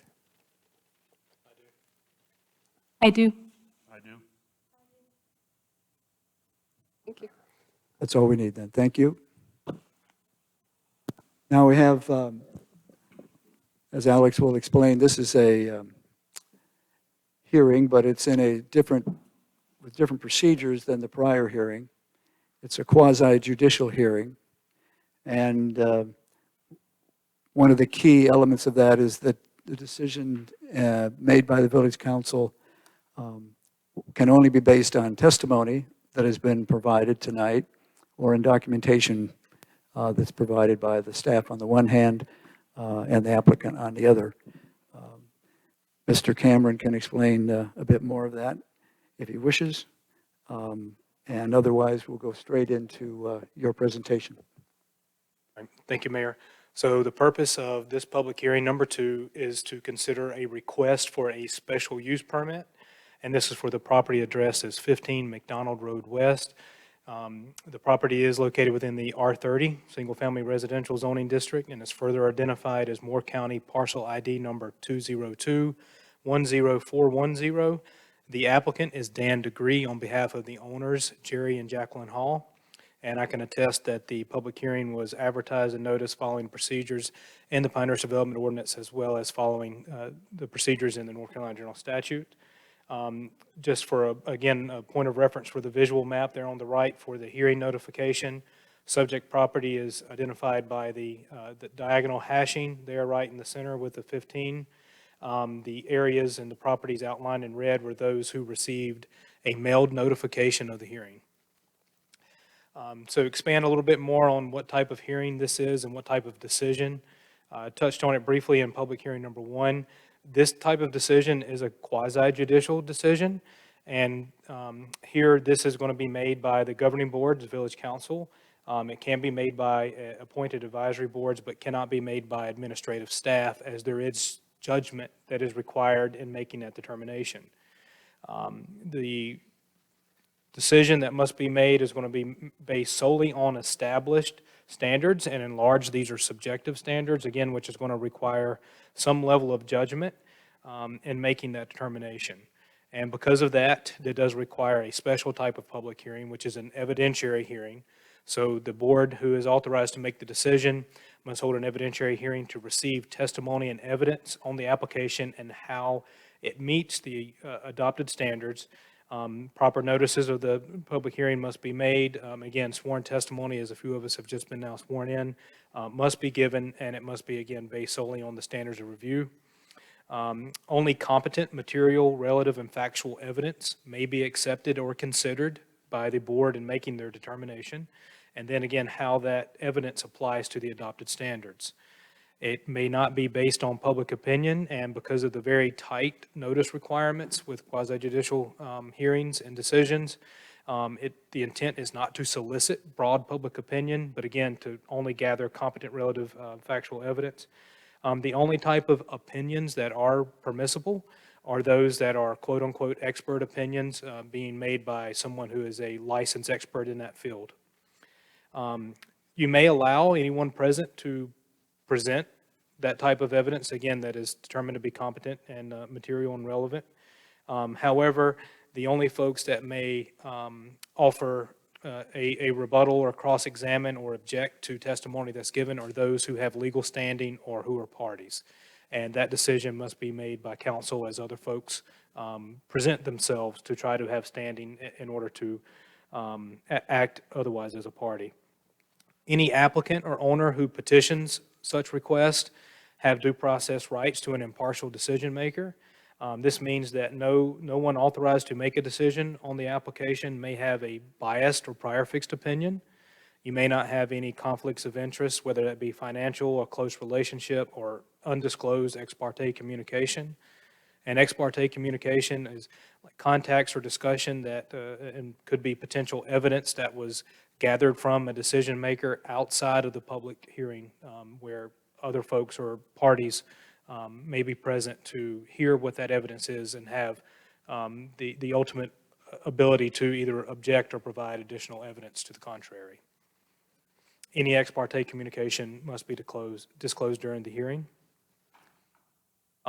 Getting a little bit more into the basics of special use permits.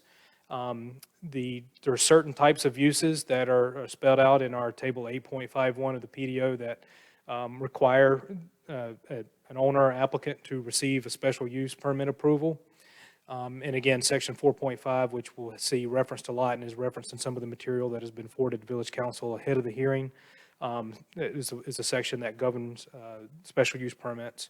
In general, these are used to or are classified by local jurisdictions as they say that these individual uses require some sort of specific or individual consideration based on location, design, operation, et cetera, so you can allow for general harmony or compatibility within the area. Accessory dwelling units, which is what the subject request for this hearing is, or ADUs, are classified as a special use in the R30 residential zoning district. Other residential zoning districts, such as the R210 or any residential districts that are located within the local historic overlay, ADUs are permitted by right, and a special use permit is not required. Village Council, according to the PDO, is the sole authority or decision maker on special use permits. And again, you must hold an evidentiary hearing, solicit the evidence on the request, and in issuing or denying special use permit approval, it shall be based solely on the evidence that's been given with the adopted standards of review. Here's an excerpt from the table 8.51. If you follow along through the top, the teal column will bring you down the applicable zoning district for this request, the R30, and the bottom row, accessory dwelling, you see in the burgundy box, the SU, SR means that a special use permit is required, as well as Special Requirement 109 applies for accessory dwelling units in that district.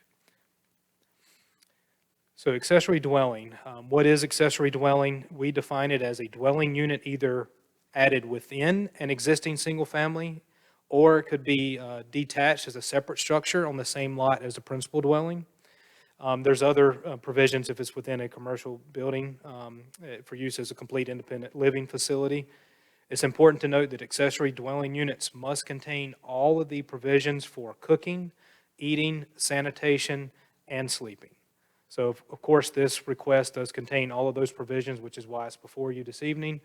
The image to the right is taken from one of the applicant's potential exhibits, A6.3. The areas outlined in the red rectangles show some of those provisions, the sleeping, the living, the eating, or cooking, and sanitation. A little bit more on the request and background. Again, kind of have an aerial here to kind of help orient everyone. The area in the red border with the diagonal hashing is the subject property. It is located just to the west of NC Highway 5 or Beulah Hill Road. And you can see that all the area around it is single-family residential neighborhoods, all also zoned R30. The opaque area just across to the south and east of McDonald Road is the local historic district preservation overlay, where again, accessory dwelling units are permitted by right. Again, the owner and applicant are Jerry and Jacqueline Hall, and Dan Degree is here to speak on as well as on behalf of the owners. The total parcel area is just a little over 0.67 acres. The current land use and proposed land use, you've noticed in some of the material that's been forwarded to Village Council, and if anyone has visited the property, that there is a permitted single-family residential dwelling where construction is just now on the beginning stages. And the proposed land use would be to continue that and attach an accessory dwelling unit just to the front and right. And I'll be able to orient better when we get to the image with the depicted site plan. I mentioned earlier how the subject property is similarly situated with other properties that are all zoned R30. The shading stays the same there with the gray, again, because all the surrounding properties are zoned R30. You can see as McDonald Road travels south, the road there that then goes up to the north and west is Donald Ross. So you see that the area is kind of coupled or nestled around the Donald Ross neighborhood as well. And the opaque shaded area, again, being the local historic overlay. So dimensional standards, of course, the accessory dwelling unit must meet all the applicable dimensional criteria in Table 9.2A of the PDO. And as you'll see, the lot is just over the minimum 30,000 square foot threshold. The minimum front yard setback would be 40 feet. And as indicated on the applicant provided surveyed site plan, it does meet that standard. It is important to note that as the proposed accessory dwelling unit is attached to the principal dwelling, as is depicted on the plan, it has to meet the principal building setbacks. It cannot meet the accessory structure setback, so they're a little more stringent. The side yard setback, again, being met by a little over a foot. Same with the rear yard setback. According to the applicant's material, that the proposed building height would be just under 29 feet, which would be under the 35-foot threshold. And the maximum impervious surface is just under the requirement at 27, just a little over 27 1/3 percentage of the overall lot area. The image there on the right, again, the proposed surveyed site plan. So this has been prepared by a licensed professional surveyor. You can see the red rectangle there showing the footprint of the proposed accessory dwelling unit. And you can see there's a proposed golf cart garage is where it's proposed to attach to the principal dwelling that, again, is under construction. You'll see that one driveway is proposed, which will meet a standard that I'll speak to in a subsequent slide here. So one drive will service both the accessory dwelling and the principal dwelling. So I mentioned in the use table, there's an SR or Special Requirement 109 that applies for all accessory dwellings where that SR is listed in Table 8.51. I'm going to run through these. Accessory dwelling, again, can be within, attached, or separate. This one is attached. The principal use shall be detached dwelling, but it has to meet the standards of the North Carolina Building Code. Obviously, all construction within the village's jurisdiction with the state of North Carolina will have to meet all the requirements of the adopted codes. No more than one accessory dwelling shall be permitted on a single deeded lot in conjunction with the principal dwelling. That standard is met. The accessory dwelling shall be owned by the same person as the principal dwelling at the time that lot, and both, since it's one structure, it's just being attached, are going to both be owned by the owners. Again, the lot or the accessory dwelling shall not be served by a separate driveway. You saw the single driveway shown on the site plan. And then there's a cap on the total area or the size of accessory dwelling units, and that they may not exceed 30% of the heated floor area of the principal dwelling. The applicant provided some breakdown, the staff report that had been forwarded to Village Council ahead of time, as well as you can see broken down here, is just at that 30% threshold of what the heated square footage of the principal dwelling. So that box is also checked. Now the standards of review. So the earlier slides all referenced adopted standards of review, and this is all that the council shall make their findings on the proposal with. And that's established in section 4.56. In reviewing, issuing, approving, denying any action on special use permits, council must adopt findings of fact based on the evidence and testimony that's been presented during the evidentiary hearing on these adopted standards of review. The first standard being that it meets all required conditions and specifications. So this is the adopted dimensional criteria and other objective criteria that village staff has been reviewing the application against. And we can, again, as the previous slides determine, and I'm testifying now that those compliance has been determined. The second standard, that the proposed special use is in harmony with the area or compatible with the neighborhood. Thirdly, the proposed special use will not materially endanger public health and safety. Also, the proposed special use will not substantially injure the value of adjoining property, or it will be a public necessity. And lastly, that the proposed special use will be in general conformity with a comprehensive long-range plan. You guys may recall in working through and reading in various other applications where there's been a statement of consistency with comprehensive plan. Guiding principle number 3 is mentioned a lot, which is places to live and be found on page 118. And it does, amongst other things, say to protect and enhance the quality and character of existing residential neighborhoods, and to further seek opportunities to offer a variety of housing types that appeal to a wide range of households. So council action, after conducting an evidentiary hearing and receiving all evidence that council deems necessary, and after that you may have the options to either approve a special use permit, approve a special use permit with conditions, and again, the conditions got to be related to how the application meets some of the adopted standards or requirements of the PDO.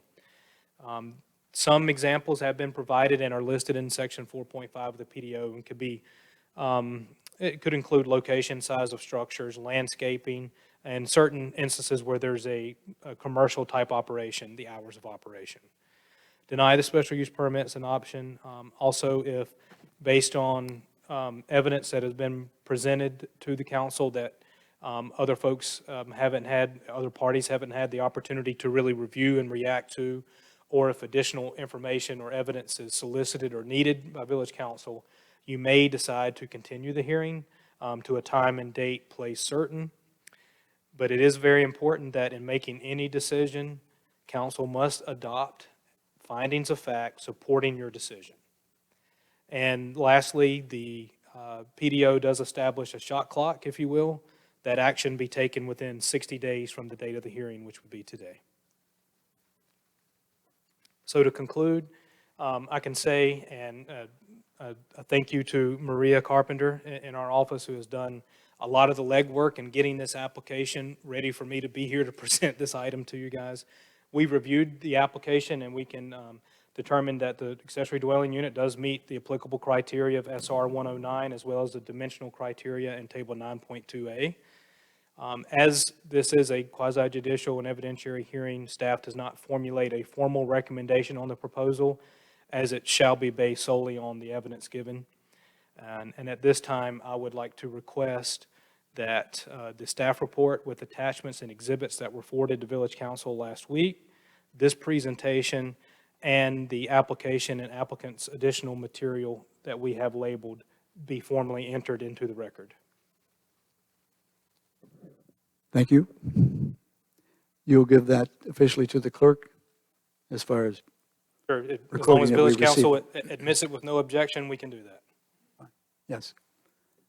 Any objection to that evidence being submitted? No. No? None? Tom? None.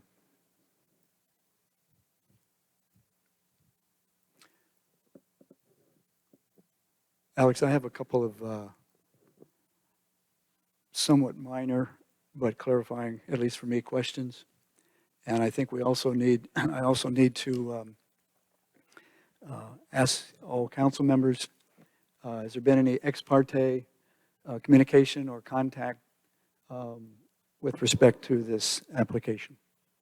Jeff? Jeff Morgan, no. Tom? Tom Henny, no. On my own part, I have visited the property over the last few days by myself, and my only conversations with staff have been about the methodology and way forward tonight in a quasi-judicial hearing. Now, some of you may have visited the property, but that's, I hope, and not in any conflict. Pat? I drove past the property, but no ex parte communication. Lydia? I spoke with this lady over here, and she might be a witness, but we did not talk. I spoke with her and found out she might testify tonight, and I said no more. Okay, fine. Any questions? Fine. Clarifying. In various parts of the staff report, there is reference to this structure being within and or attached. Now, we're classifying this as an attached structure. You just said that, but there are some places in the report where it reads the other way. So for purposes of moving forward, we should consider this as an attached structure, not the other two options, which are within or separate. Would that be correct? That's correct. This request would be attached to the principal dwelling, not detached. All right, fine. Are there any questions of Alex by council at this point? And then we'll go into Yeah. applicant. Could you bring up the drawing again of the dwelling on that lot? Am I correct that right now that the lot in general is under construction? That's the one I drove by. So you're building the dwelling, the main dwelling, and this is an addition you want to place on it. That's correct. Okay. The question, I think it's been answered. My question was about the driveway, and now I see the driveway is coming off McDonald and goes into the main home, and then there is no driveway to the accessory dwelling. It's not a separate one. That's correct. Just ends at the main home. The location of the driveway, this was a piece of property that was sectioned off. It used to belong to 25 McDonald, and that property was sold to my homeowner. And that was where the driveway was when we started the design. So we just used it in the design of our home. Okay. Thank you. I got my question. Right. I really wanted these just to be for the staff report, and because we haven't even given the applicant a chance to talk to us yet. And I think and I hope you have quite a bit of information that you wish to convey with respect to this property. So we'll go now into presentation by the applicant. Could you please identify for the record who you both are and your relationship to the owner, if not same? Yeah, so my name is Dan DeGree, and I am the designer and the builder of the project. My name is Jacqueline Hall, and I am the owner of the project. Okay. All right. Would you wish to proceed then and tell us about this project? Yes, sir. So the homeowner came to me, had already purchased the project, and through the design phase, initially we talked about there being basically two residences there. And it was my interpretation at the time that we were part of the historic district and that this wouldn't be an issue. So we designed it all as one project and not as two separate projects from the very beginning. And inevitably, when the drawings were finished, we submitted for an application to go before the Historic District Committee and have it approved, only to find out that the Historic District stops on the other side of the street. So we redesigned, removed the cottage, submitted the main house, knowing that there was going to be a lapse of several months before we could be here this evening in order to be able to get the project moving. And if we're not allowed to do this, then we'll continue building the main house. And if we are allowed to do this, then we'll let that portion of it catch up to what's in the field already. So all of this was designed to work together to look like a single-family residence from the beginning. And it was positioned on the site to make it also look like it was a single family. You can't tell, unless you drive in the driveway, that there's even any idea that there are two individual dwellings there.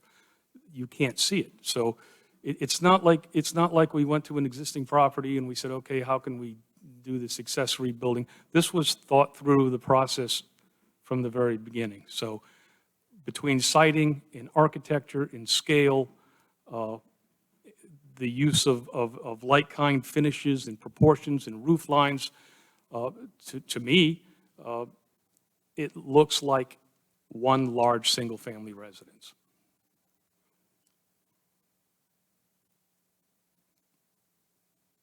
Anything else?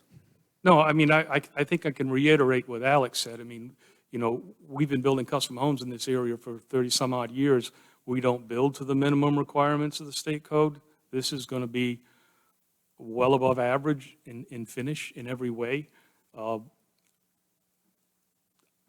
I think in looking at comps from other homes in the neighborhood that have sold recently or are for sale, we're going to be above the median average for that area in what this finished product is going to appraise at. So I don't think in any way will be a detriment at all. And this is a situation where both sides of this are going to be used by the same family. And she'll elaborate on that a little bit. So the whole purpose of this is to benefit her family in the situation that they're in right now. And I'd like her to explain that to you a little bit if she could. Please. Okay, and if you don't mind, I'll just read my statement. I'm not That'd be real great. big on, meeting.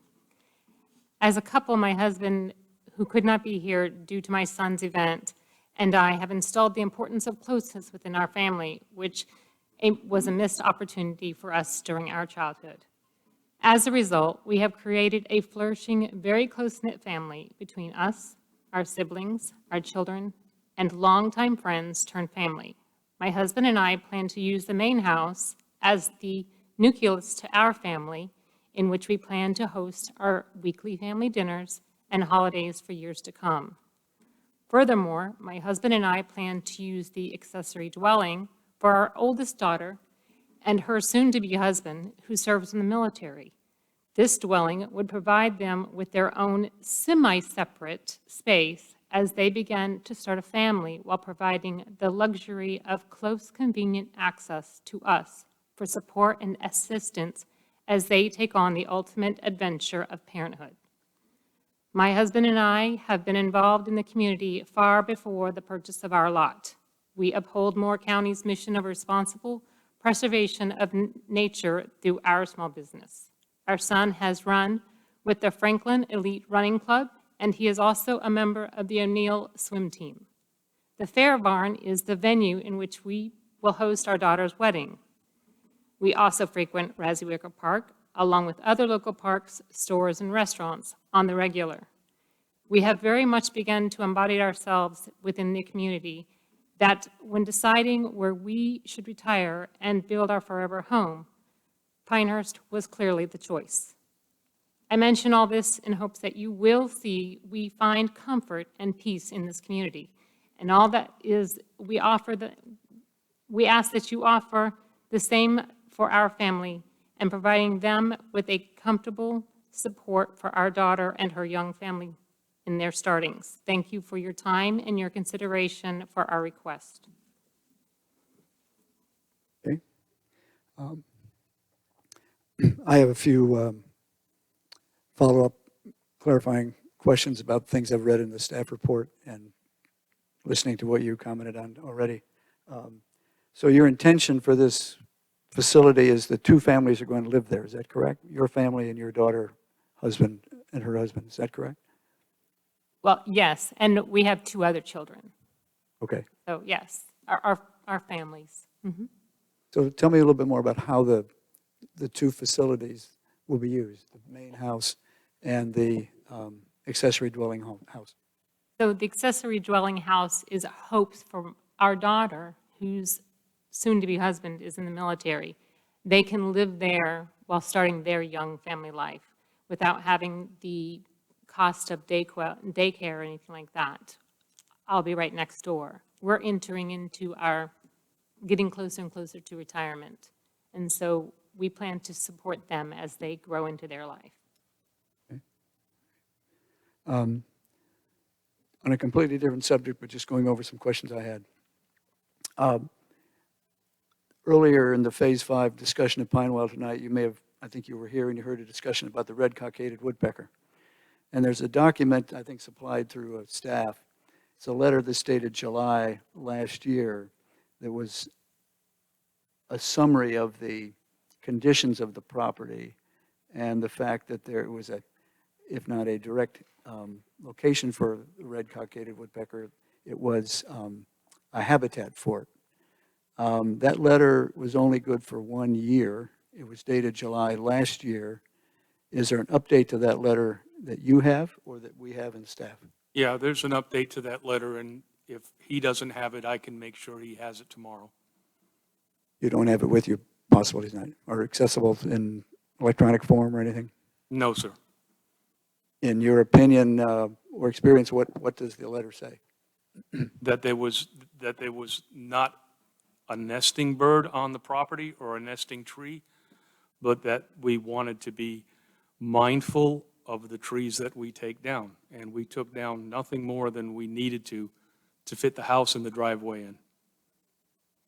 Well, I visited the property in the last few days, and it's pretty clear from one boundary to the others, and I hadn't seen it before. Right. And I was struck by the content of the letter that I first saw, that there was a request that care be given to clearing the land so that the habitation of the woodpecker would not be disturbed. My assumption, but I'm trying to listen to you as your explanation of that, was that the letter needs to be renewed, which you've talked about, but the habitation may have been disturbed. So that concerns me. Well, in my opinion, we didn't take down any more trees than were necessary for the scope of the project. And ironically, her husband owns the tree service that cleared the lot. So we worked together. It's not like I had a vendor or a subcontractor that wasn't part of our little team. Alex, do we have any documentation about the property and the letter I was referring to and whether the content of that letter was met?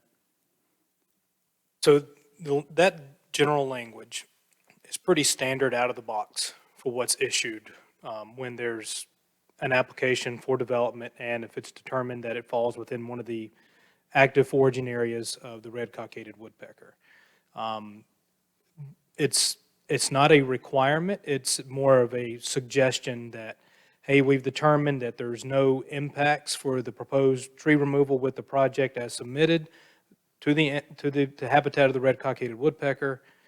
However, please do what you can and ensure to make sure that the existing canopy is maintained and, however the terminology letter states.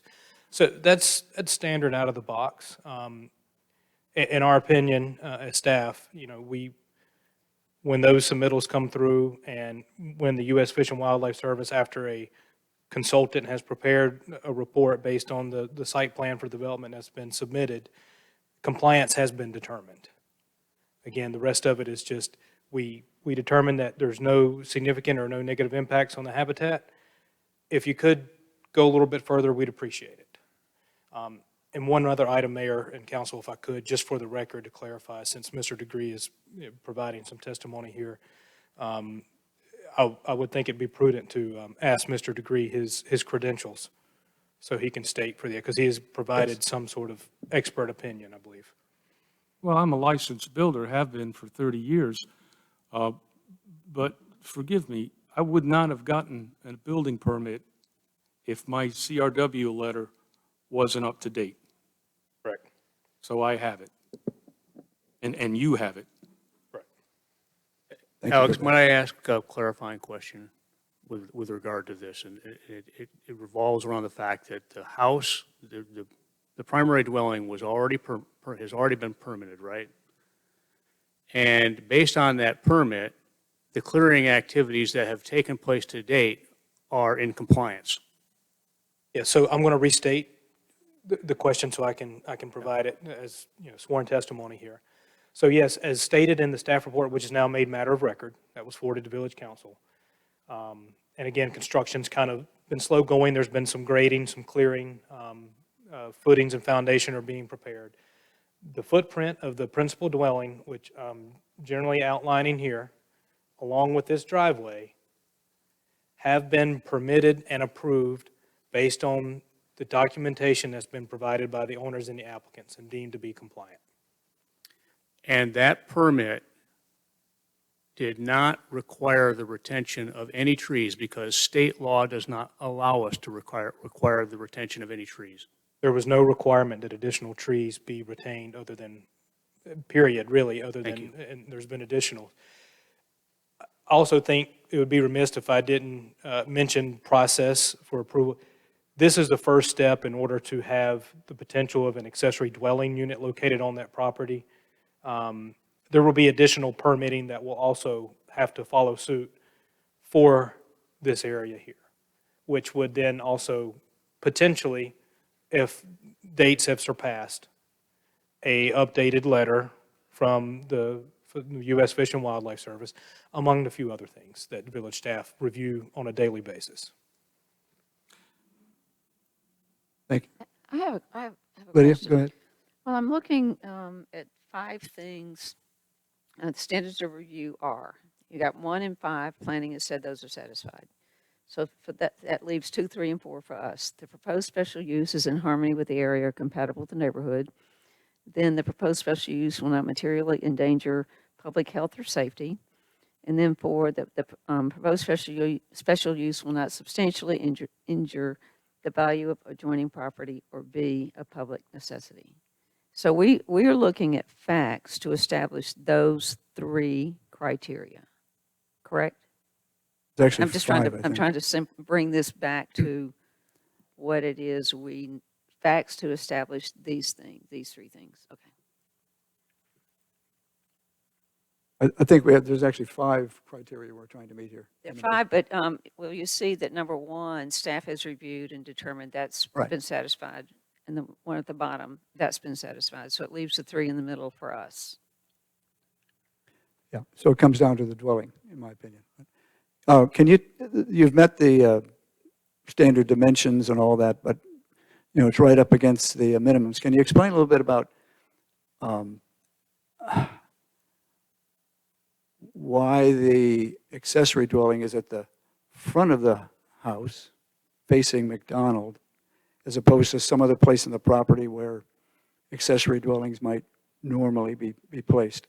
And I think there is one other property, couple lots down, right on McDonald, that does have an accessory dwelling towards the back of the property, if I'm correct. So Right. you're, yeah. And we've done both. We had a project on Blue Road several years ago where we added a detached cottage to an existing house, and it was also up towards the street. So a lot of it is just proper land planning and proper design. And so when I formulated the design of this building, that was the best use of space. That was the best design that we could come up with aesthetically. And then how we positioned it on the property had as much of an impact as how you viewed the cottage as anything else. So I see a lot of these properties around here who have these little cottages in the back, and it's really obvious that they have a little cottage in the back, and it's not accessible.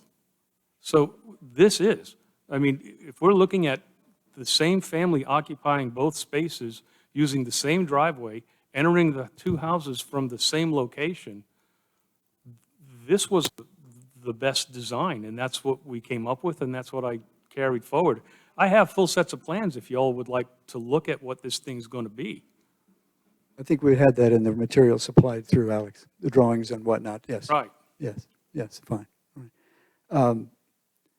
Let me go to other council members here and see what questions they have with respect to these points being met. Pat? Yeah, two questions. What's the square footage of the main house?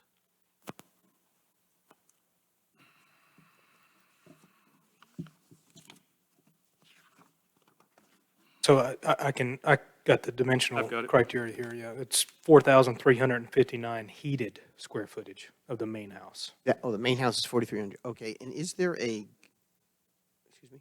Okay. Is there an enclosed garage? Yes. Because I'm just trying to figure it out on that diagram, and I couldn't Yes. see it. So there's a two-car garage. Where is it? Can you bring back that diagram? Yeah, where is that? See where the fat part of the driveway hits the house? Oh, that's a garage. That's a two-car garage, and then adjacent to it to the right is a golf cart storage area, and then that's where it attaches to the cottage. I see. Okay, thank you. Tom? I do. The size of the structure you're building is what, 1,300 square feet?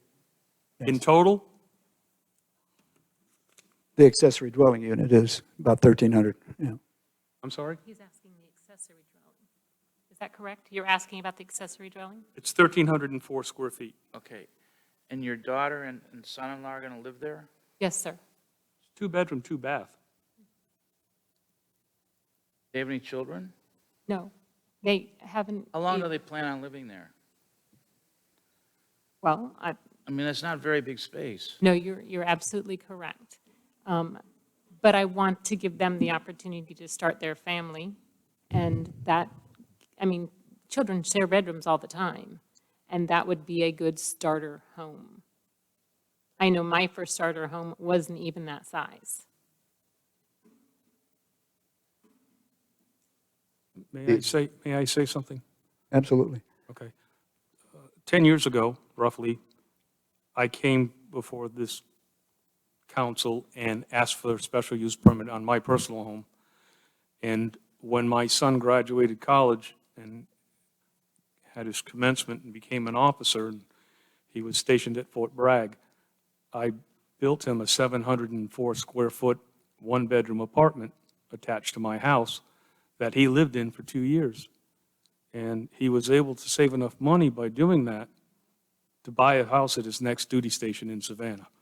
So we have a very similar situation here where I was able to contribute to his well-being, and you all approved it, and it was wonderful. And then after that, when he left for selection, we sold the house, and the new buyer is using that space for his in-laws. So it's a very similar situation to hers, where it was a good means to an end, and it provided him a fantastic opportunity. And I can see why she's doing this, because we had the exact same mindset. I'd like to throw Guys, some. Jeff? I'd just like to suggest that it would be most appropriate if council focused on questions that are at the heart of the Right. findings of facts associated with the three questions that Lydia pointed out before. Right. That's why we're here. Jeff Morgan, you had a comment? That was exactly what I was going with. Okay. Okay. Fine. I think we need to focus on the facts. And by the way, as a second lieutenant, just got married, I lived in 1,280 feet and rented one of the rooms out. I think we all have. Well, let's move forward. I'm trying to, my only question on this project has to do with the second question we're trying to deal with here, and that is this proposed special use in harmony with the area or compatible with the neighborhood? And as I look at this, and that's what my questions about the building and the position and all, have to do with the fact that I'm not sure that I can, in good conscience, agree that this home fits in, because it's very sizable compared to the other homes in the neighborhood. Doesn't fit in with that at all, and as I observe the neighborhood.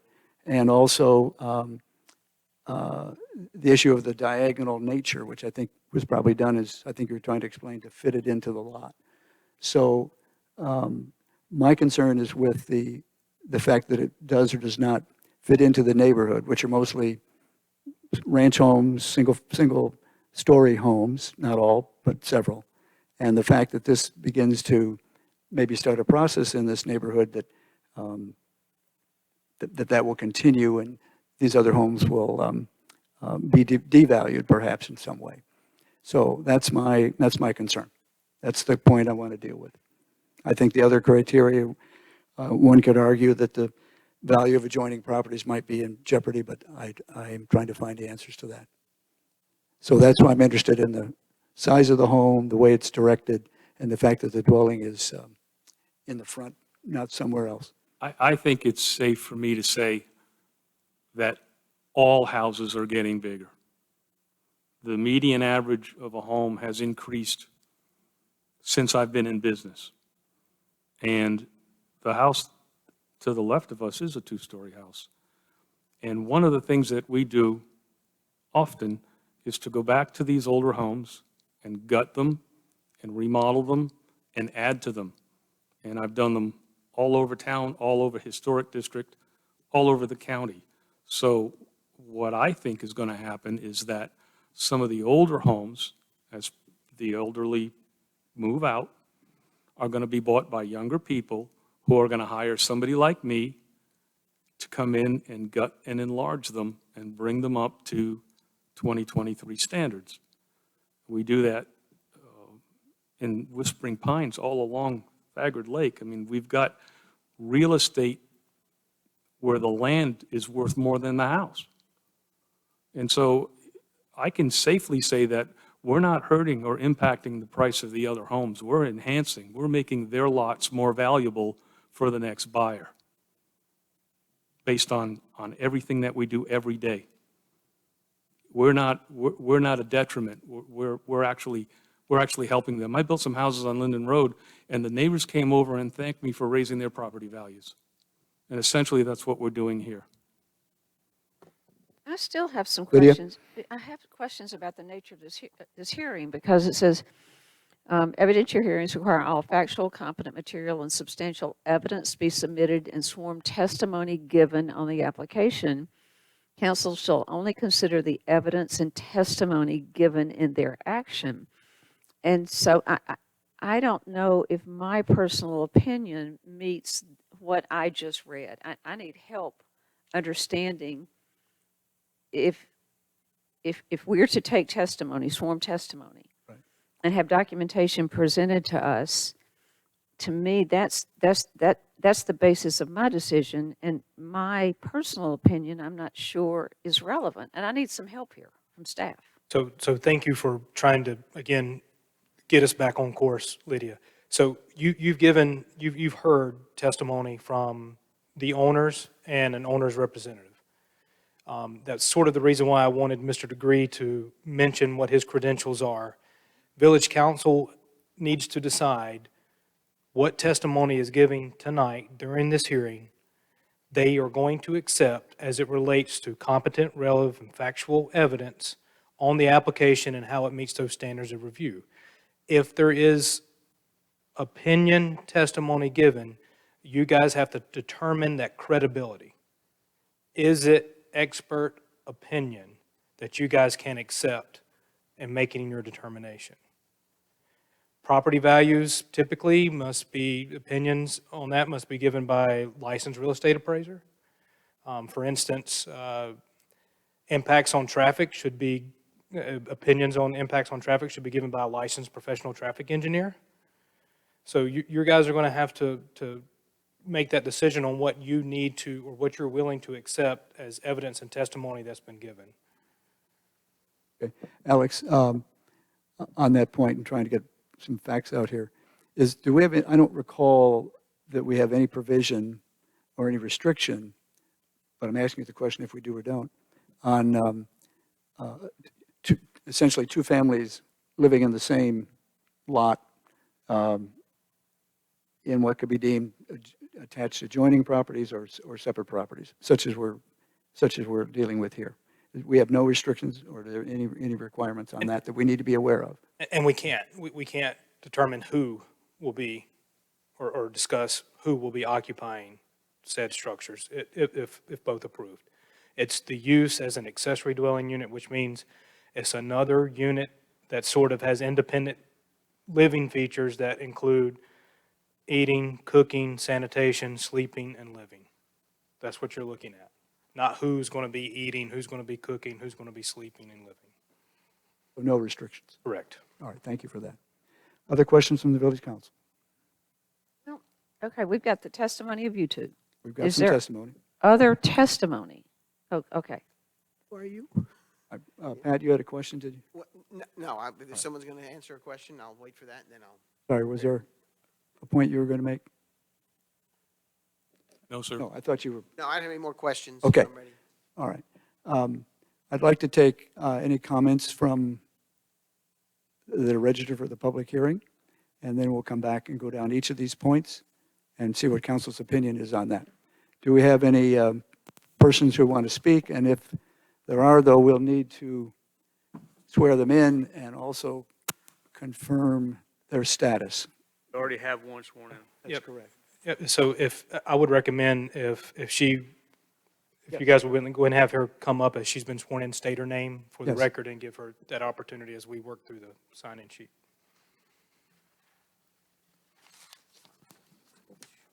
Would you? Yes, you can use the pedestal microphone right there over your colleagues and or.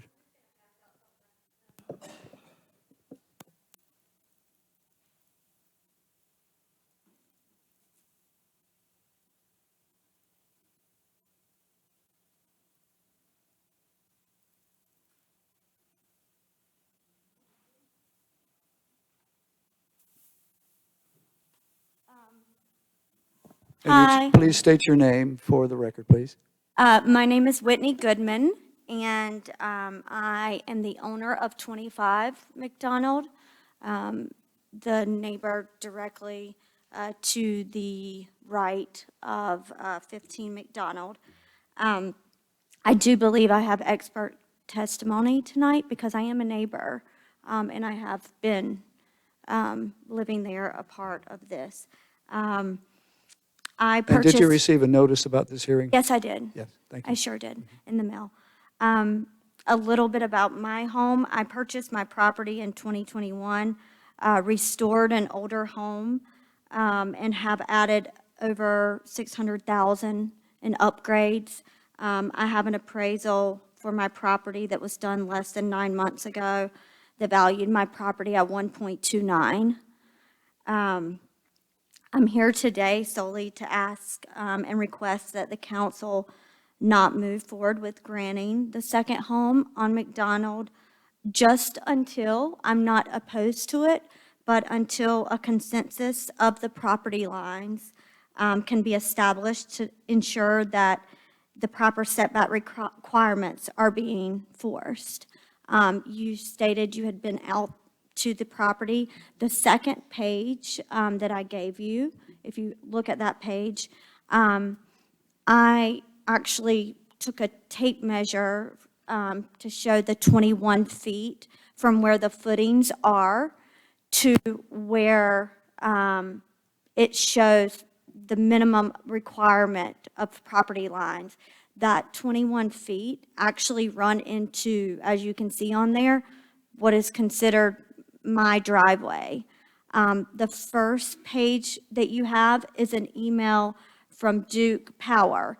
Let me explain a little bit. And I also want to start and say that I've met Jackie and Jerry. I think they're fantastic people, and I'm excited about being their neighbor. So I have no, issue at all with them moving there, and I'm excited about that. I was out of town. I own a business in Virginia. The first I heard about anything was I knew that they came through, they cleared the property.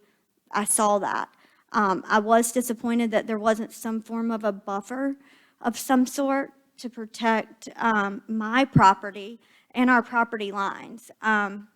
Anyway, I went on with it and said, you know what, I'll put my own buffer up if I have to. I was in Virginia.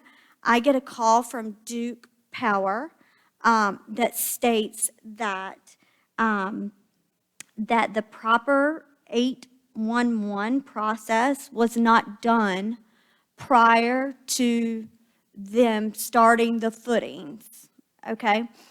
So I don't know if that's on the contractor. I don't know what happened, but Duke Power contacted me and said that the contractor did not do the proper 811. And when they went in to dig the footings, they hit the entire property line or the lines or whatever. They sent me that first email is an email from Duke asking me to sign a consensus to say that they can dig on my property. And you can see on page 2 where it shows my property where they had to actually dig at to bring in a line for their property. At the time I was out of town, I hadn't even seen the footings go in. I've not seen anything. So Jackie contacted me and said, would you please sign it so they can get going, yada, yada, yada. I'm a single mom, and me and my son lived there by ourselves. No one was there. I said, sure, I'm being a friendly neighbor. I'll do whatever. I come back from Virginia, and you can see on page 3 and on page 4, I have wires. I have an 8-year-old. These wires, I took those pictures today. There's not a silt fence put up anywhere. There's not to show where the property line is. To be honest with you, I'm a newly divorcee. I don't have I haven't had anything done to show, a survey done to see where the property lines are.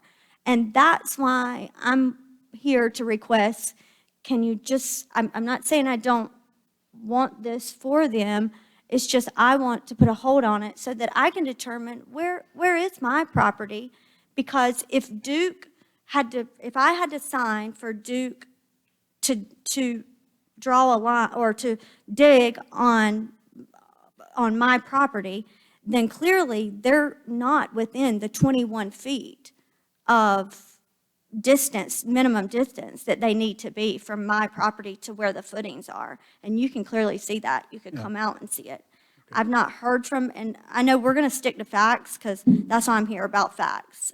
But as far as, this is the first time I've seen the contractor, no one's called me. When Duke had to dig a line, they dug a line, they hit something. You know what they hit? They hit my irrigation system. I was responsible. I had to pay for my entire irrigation system to be fixed. They hit my telephone line, and they also hit something that went to, I have 2 AC units, and it hit something with an AC unit, and I was responsible for taking care of all these things. I've not heard one thing from the contractor. No one has came up to me and said, hey, here we are, we're sorry about, we didn't do our first thing for the 811 that then caused all these things that have happened since then. I wanted to say this about the harmonious part of the neighborhood. I appreciate you saying that when you said about that all the homes are facing the front of the road. Now we're going to have the dwelling, because of the size of the main home and then the dwelling, you're going to come down our road before you get to my house, and the first thing you're going to see is the back of the dwelling, a back of a house, versus it being in the harmonious, part of the neighborhood. They're on the minimum setbacks, and one of my questions is that they say that it's 4359. It showed here, does that mean that the garage is heated? So the garage is going to be heated. And that was one of my things. So okay, I know it has to be the 30%, so y'all are literally pushing to every degree you can go, and I'm just asking, so the garage will be heated, is what, yeah. I think the first part of your comments with respect to Duke Power and the lines, that's a separate issue from what this hearing is about tonight. I think you could take that up with the folks sitting there or whomever it needs to be. Yeah. Your comment about the home just made a few seconds ago and the facing of it is relevant, I think, to our consideration here. Okay. But the rest of it, I think you have to settle with them. Okay. But just for a matter of Alex. record, Please, Alex. yep, would the council accept the documentation that Ms. Goodman has provided as evidence into the record? I would accept it into the record, yes. Yep. Good. Can we accept it then And I- as Exhibit B1? Fine.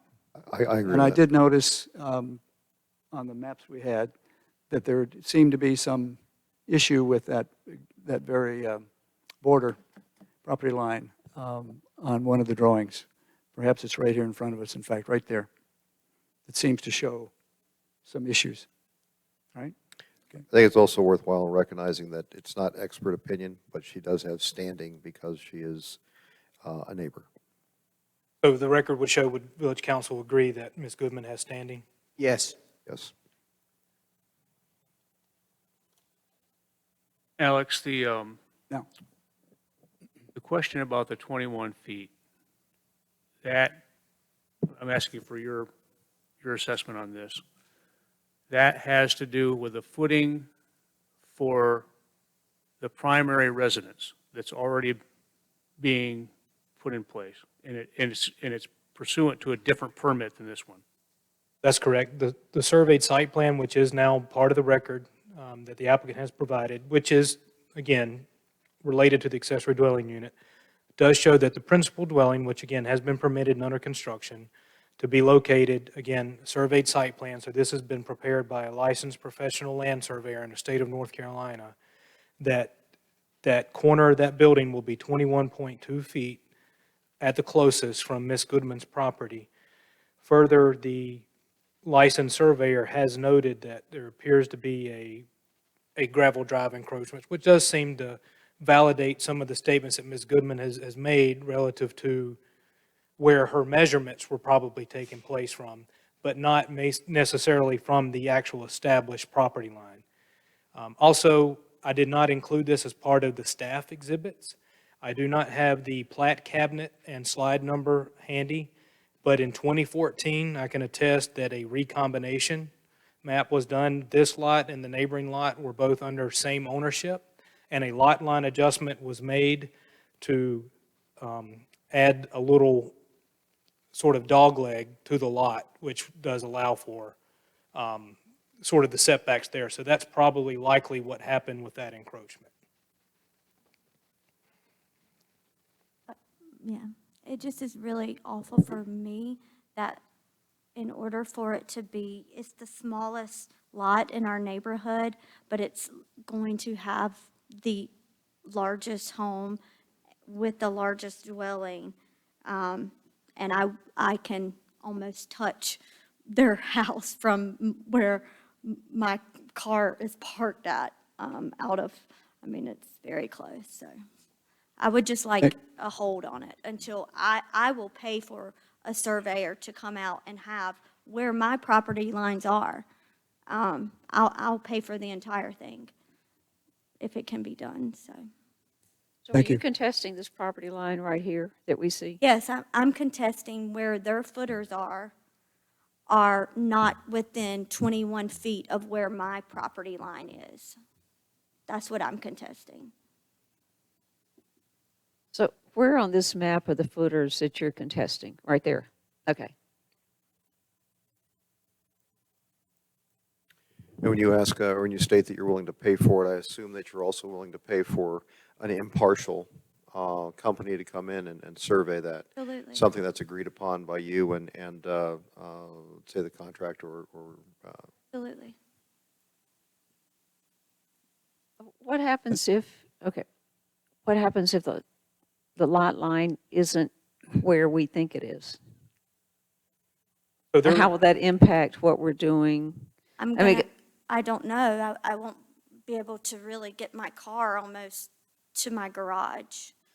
We have had situations like this occur very, very infrequently, but I can recall a couple of them in my tenure here, where a licensed surveyor did the work that Alex described earlier, and later, when construction commenced, somewhere along the line, we figured out that the building envelope or the wall or whatever encroached into a required setback by, let's say, 6 inches or something like that.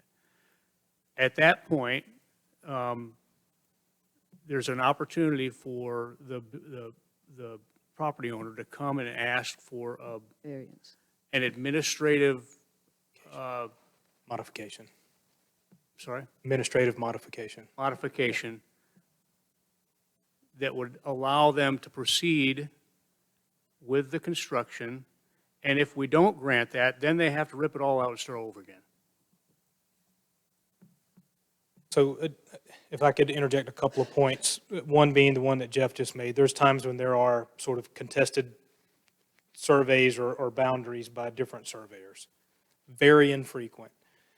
Otherwise, aside from applicable setbacks, which is what that case is, which is what we have authority or zoning control over, such contested boundaries are governed by the Secretary of State Land Records Management.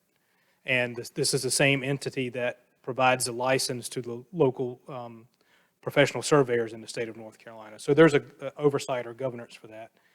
The last point is that not to diminish any of the concerns that Ms. Goodman has brought forward tonight, but that area in question is not really necessarily related to the request of the accessory dwelling unit. And again, not to diminish any of the concerns. Yeah, I was going to mention that. What's before us is to consider a request for a special use permit in order to establish an accessory dwelling at 15 McDonald West. Now, I have no problem with that accessory dwelling unit after hearing the discussion of it. But I am concerned by what that young lady has discussed about that. So I'm looking for some guidance as to whether or not we can make a decision on what's before us. Isn't that a separate issue, though? That deals with the footing It for the does, main but I don't. house. But the reason I'm here for that, and I want to explain that, is I feel like they've put the cart before the horse because they had to position it is catty-cornered, the house is catty-cornered, which has made it have to be right on, as close as they can possibly be, to put this dwelling there. So my whole issue was, why didn't we get approved for it all before we designed which way it was going to be? Because of the size of the dwelling and the size of the house, that's the reason it's having to be catty-cornered, which is not making it harmonious with the rest of the neighborhood, and has now caused this issue with me. I think Pat Scott has got the right perspective on this. This question is a valid question, but it doesn't have to do with the permit that you guys are reviewing now for this accessory dwelling.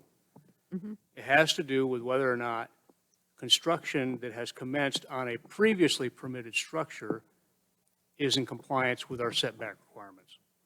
Two separate issues. Yeah. And if any of the issues could be alleviated, it's worth noting that due to the location of a separate permitted structure located right next to Ms. Goodman's property, a foundation survey and a final survey will be required to be submitted to the village staff to determine this compliance. So as soon as that foundation is poured, the permit holder, Mr. Degree, will have to have those locations pinpointed again. And now that Ms. Goodman has brought this to the attention of our staff, we'll be able to make sure we take a careful eye and look at it. And then after completion, before issuance of a certificate of occupancy, a final survey will be required. Might I make a couple of additional observations? The first is that the setback requirement is actually 20 feet. not 21. Yeah. Right. So there is a little bit of room for some Mirror. inaccuracy there. The other is, and this is, Alex, I'm going to ask you to interpret this drawing. But if you look at the old existing driveway and where it crosses over onto the adjoining lot, right? And then you see those arcs that are drawn, I think, is that existing parking area on the 25 McDonald lot that we see in the pictures? In other words, you can see that lot, the surveyed lot line actually does Go through. encroach onto what was previously there as a parking area for 25. a lot before they moved the lot lines. Give me just a second. I haven't, Yeah. this is the first time I've had to look at Ms. Goodman's material there. I can also pull up the aerial map and see if that's any help. It may not be with the canopy, but based on the second page where she notes, here's where the footings are, here's where the Duke Energy new trench line is and where the measurement is. The arc of the gravel area on that second page does seem to be consistent with this arc. And as I would interpret it, this sort of semi-dashed area outlined here, prepared by the surveyor, would seem to indicate that that is the existing neighboring driveway. And again, it seems consistent with the second page of the photo of Ms. Goodman's exhibits that she's presented. But we're going back to the original point. This question isn't really germane to this permit application. correct. It's come up in the process of looking into the accessory dwelling, but it relates to other issues that need to be resolved. Sounds to me like those are going to be resolved in the process of working through the existing permit for the main building. Would that be a correct way to interpret that, Alex? It would be. Sorry? Yes. Yeah, okay. So we're back to working on our 5 or 6 points here. I think it might be useful if we went down each of the, in the motion, each of the 5 points that have to be addressed here, and took any comments. Sorry, Lydia, go ahead. I have one more thought, and if this is inappropriate, you guys, I'll retract it. But was there ever any right now you're at 30%. This accessory dwelling can be no. Was there ever any consideration to making that a little smaller? Is that an appropriate question? I only ask because we seem to have some angst here about how that backs up to the street and it's too big for the lot. And I just wondered if there was ever, and it's right at the 30% limit, was there ever any thought to making it slightly smaller? No. Okay. It was Okay. intentional. Okay. And let me add this. So the idea was that my daughter and my future son-in-law would be able to have their semi-separate home. So when they're at home, if you will, they have their feeling of being at home. So the backyards were, the idea was that, if they're having their company over, they can have their company over, but yet still grandma and grandpa's right next door. Her spouse gets deployed, she has the comfort of grandma and grandpa right next door. But again, it's the idea of them having, they're separate, if you will. And that part I understand. It's just looking at the size of it and wondering if it would be more palatable. And I'm not saying make it palatable. I'm just wondering if that's a possible solution. But you have the right to build what you want with your house for your family. All right. Alex, could you lead us through the motion A, B, C, D, E? Are we supposed to go back to regular meeting before doing that? No, in fact, I'd like to leave the hearing open, because if anything continues to come up that might lead to another discussion on this point, we would want to have that, the hearing still in effect and just postpone it to a specific date in the future. We don't have to go into a regular meeting to make the decisions. Thanks for the idea, though, Jeff. All right, so within your guys' motion template, and also I believe, which was uploaded to the agenda item following the evidentiary hearing item, was a sort of a draft decision document prepared for Village Council that gives you your options in going through each one of those standards of review and gives you the opportunity, as you've been hearing the testimony and accepting evidence on the application, for you to kind of fill in the blanks, if you were, on how you feel or whoever would make a motion that each one of these standards of review have or have not been met.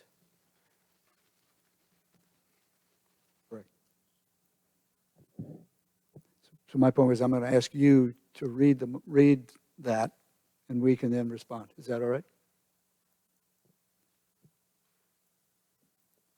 For A and E, you've given us in italics. You've got list council findings. I mean, your italics.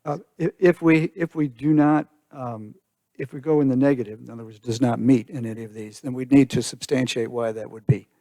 If it's in the affirmative, as far as I understand it, there's no commentary required of council. Is that correct, Alex? If council accepts what has been presented to you and finds that it has been, correct. So I'm just going to refer to each one of these in order as A through E. Yes. The village council would have to determine whether or not the proposed special use meets or does not meet all required conditions and specifications. My suggestion is that it does meet. Based on the italic language there, staff has reviewed material and determined that proposed ADU meets all applicable requirements of the R30 zoning district. That would be That's very the appropriate. finding. It would be appropriate to insert that language. Exactly, thank you. Could you read that again, Lydia? I couldn't. Staff has reviewed the material and determined the proposed ADU meets all applicable requirements of the R30 zoning district. Yes. Agreed on that? Go to B. Proposed special use is or is not in harmony with the area or compatible with the neighborhood. Now, I raised some questions earlier about that compatibility, which is still in my mind, but I may be in the minority here. How does the rest of the council feel about that question? I don't see any evidence that says it's not. I agree exactly the way you phrased that. It's what evidence has been presented, and I do not feel there's any evidence presented that states that it's not in harmony with the area. So I agree that it is in harmony.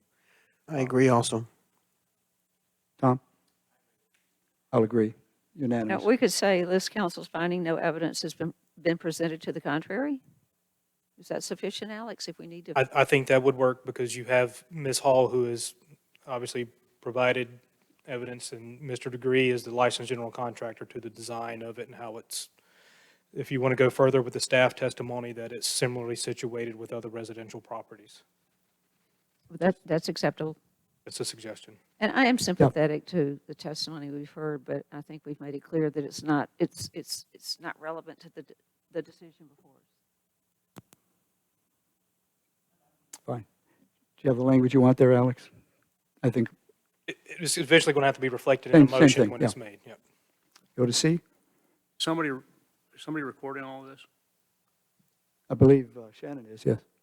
But I think we need a member of council has got to be able to. Yeah, again, somebody's going to have to make a motion, so. Well, we haven't gotten to the, okay. I thought we were I just thought sort we of, would take a motion on all of these once we're. I thought we were completed. walking down them Yeah. first. But we need to read the entire motion, right? All right, let's go. Okay, if we need a motion on each of the 5.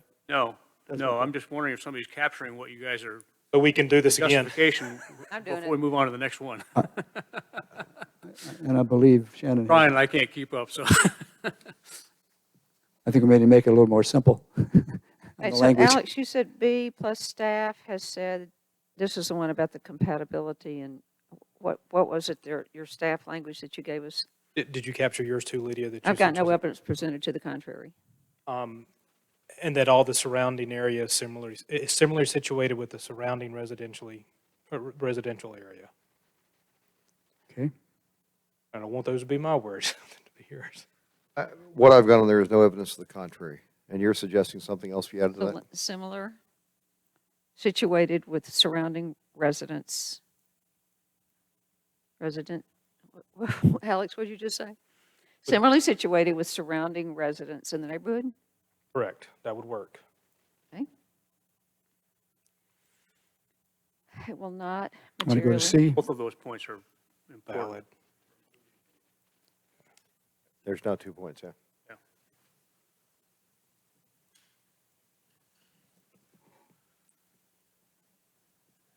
Proposed special use will not materially endanger public health or safety, as there's been no evidence to the contrary. Pretty good. There hasn't. Yes. Did you, Alex, did you give us anything in your staff report that deals with endangering public safety or public health or safety? The only other thought I would have is that the structure will be built following the North Carolina State Building Code. Oh, I see. Okay. The proposed special Is that okay? use. Hang on, Lydia. Okay. We're on D now, I want to right? make sure Jeff has that, Jeff Sanborn, as well as Shannon.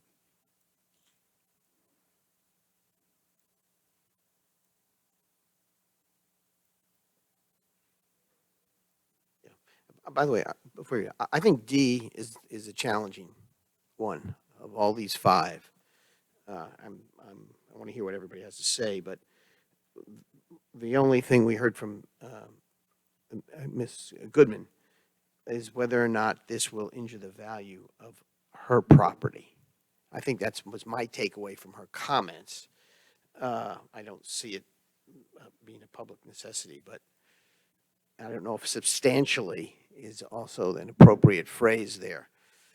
But I just asked that to see what my colleagues think, because that's the only hesitation I have with any of these. I caught that also, and I can relate that. We also have testimony, expert testimony from a builder who's saying that the values are going up as you're increasing the structures and building bigger houses and things like that. So when you have more house, basically, that raises that up and raises how the values in there also. So I look at this, it's probably going to raise the values, not decrease the values in the area, Well, based on the evidence that's been provided. but, okay. Right, okay. So we're talking about the injury to the value of adjoining property. I don't think, I guess when I look at value as opposed to substantially, in my mind, now it changes. The value, So there has been evidence, and it's based on the expert testimony given by, Alex, should we say? I mean, Jeff Morgan, are you relying on the testimony given by the builder? Yes. Alex, should we list his name? I think the applicant's representative would suffice. Okay. The record will show that Mr. DeGree was sworn in and made those statements. Okay. I think Pat was making the right kind of point initially, though, is that there's a key word in there, and it's substantially injure. If there was no expert testimony given to the contrary to what the applicant or applicant's representative has given, there's no evidence that's been given that the adjoining properties would be, the property values would be substantially injured. Like a realtor that has Appraiser, yeah. knowledge of how these types of projects impact. Correct. Alex, for E, is it sufficient just to say guiding principle 3 and implementation strategies 3.1 and 3.3, or do you need all that language? You do not need all that language. It could be as simple as council finds that the proposal is or is not consistent with guiding principle number 3, places to live. Okay. Well, it'd be just will be in conformity.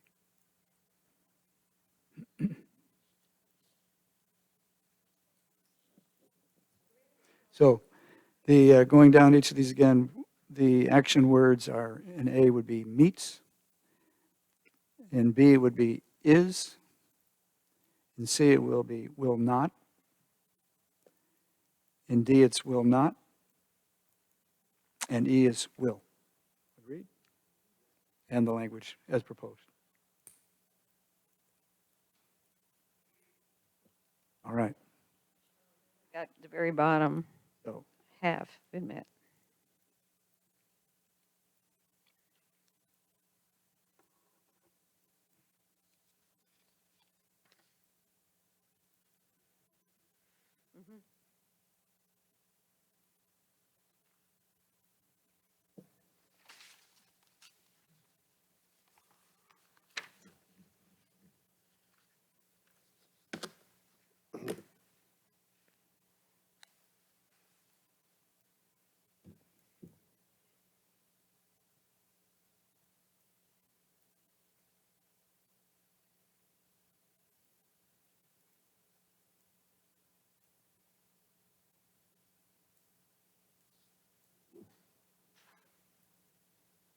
Are we waiting on a complete motion?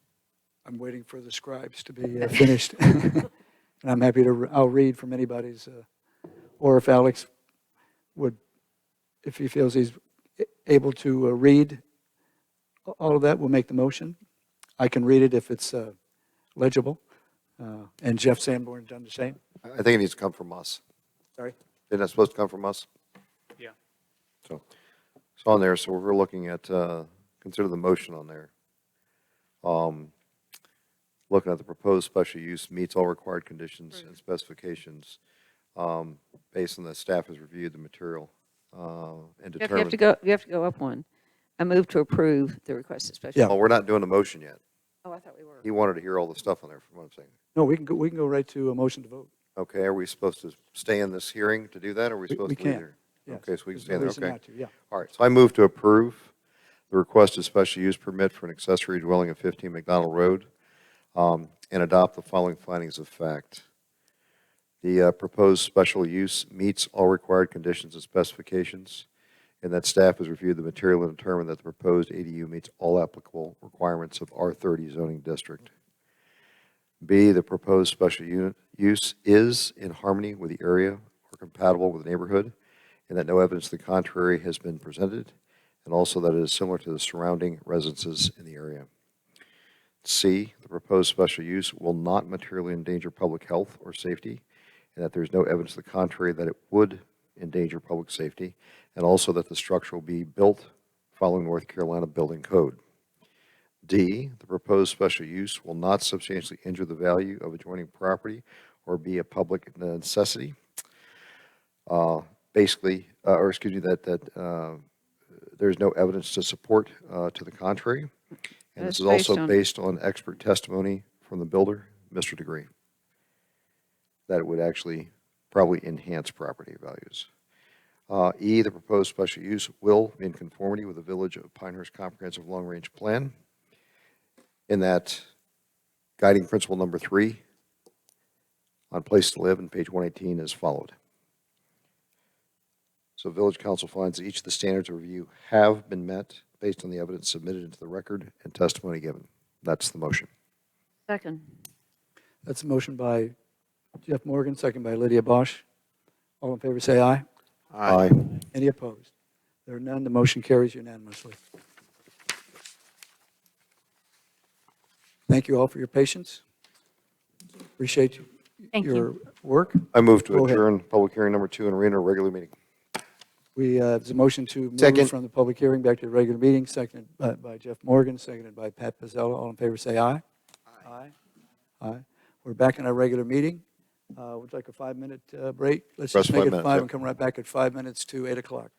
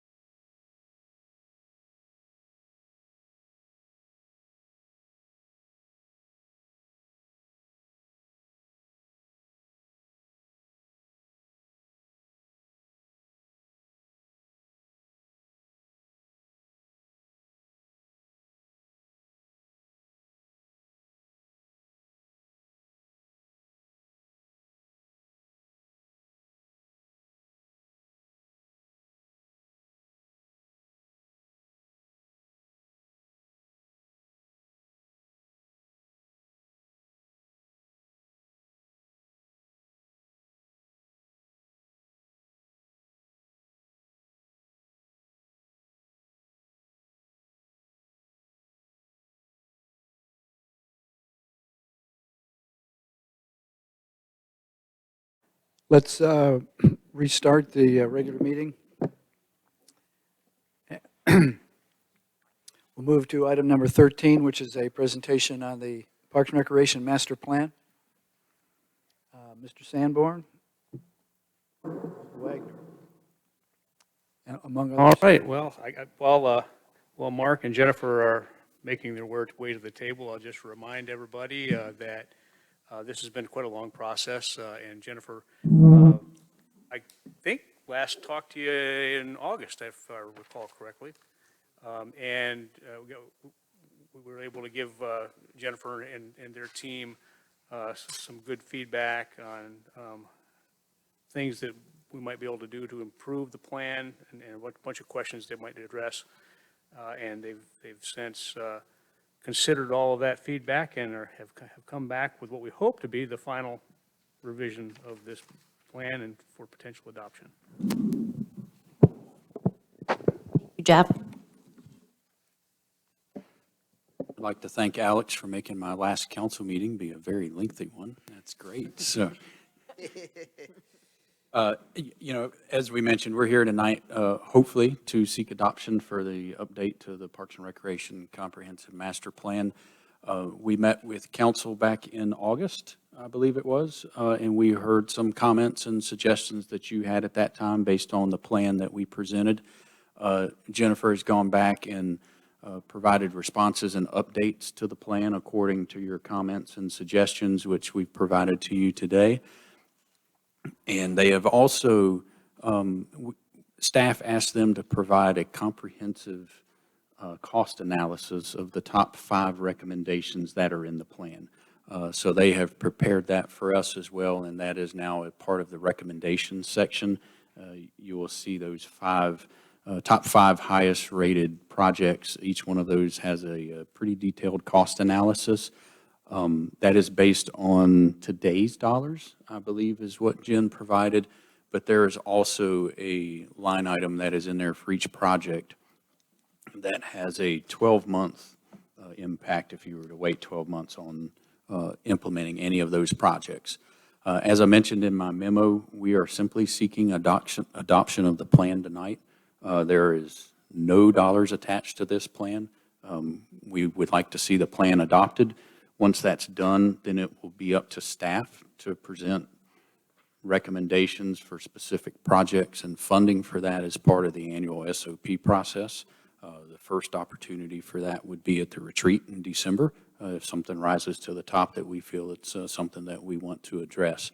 And then you'll be able to consider that along with all of the other competing projects and interests that we have in the village. Obviously, we've got a library, we've got a lot of other things out there that you'll have to consider along with that. Adopting the plan, hopefully tonight, also allows staff to pursue grant opportunities that will help fund these projects in the future.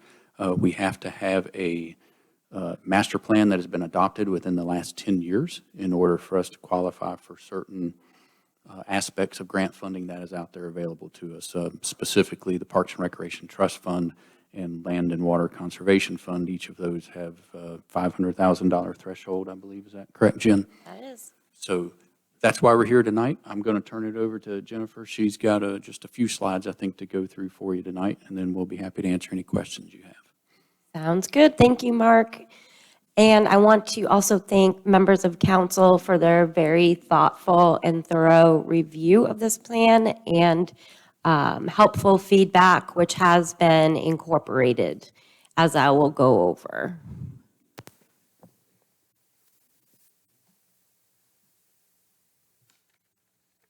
Your mouse is complicated. I just can't see.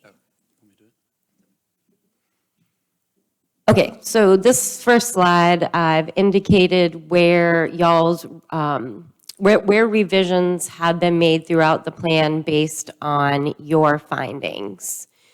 So the first is the demographic and trends. There were a couple of updates that needed to be made in that section, and if you can recall some of these, I believe Mr. Pizzella had pointed out that we had made an error in our average or of median age of Pinehurst residents. So that has been corrected to reflect the accurate figure of 60.3 years old is the median age as of the 2020 United States Census. It was also requested that we strike NRPA's Committing to Diversity, Equity, and Inclusion section from the trends report, and that has since been removed from the plan. We were asked to incorporate information about the harness track in our assessment of that facility, to incorporate information about the Celebrating Independence concert and fireworks, making sure that that was noted and highlighted in the plan as a cherished event that is supported by the harness track facility.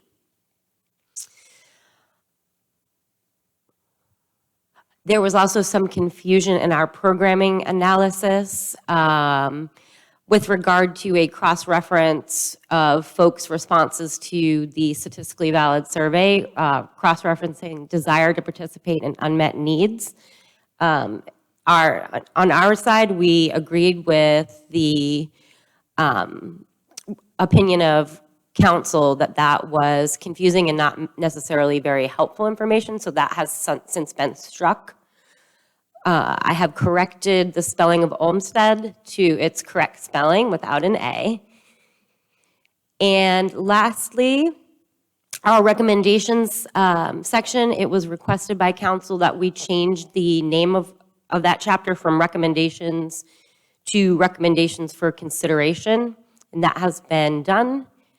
And we also filled our scope of work for an amendment to our contract with the village to include cost estimates for the top 5 priority recreational facilities.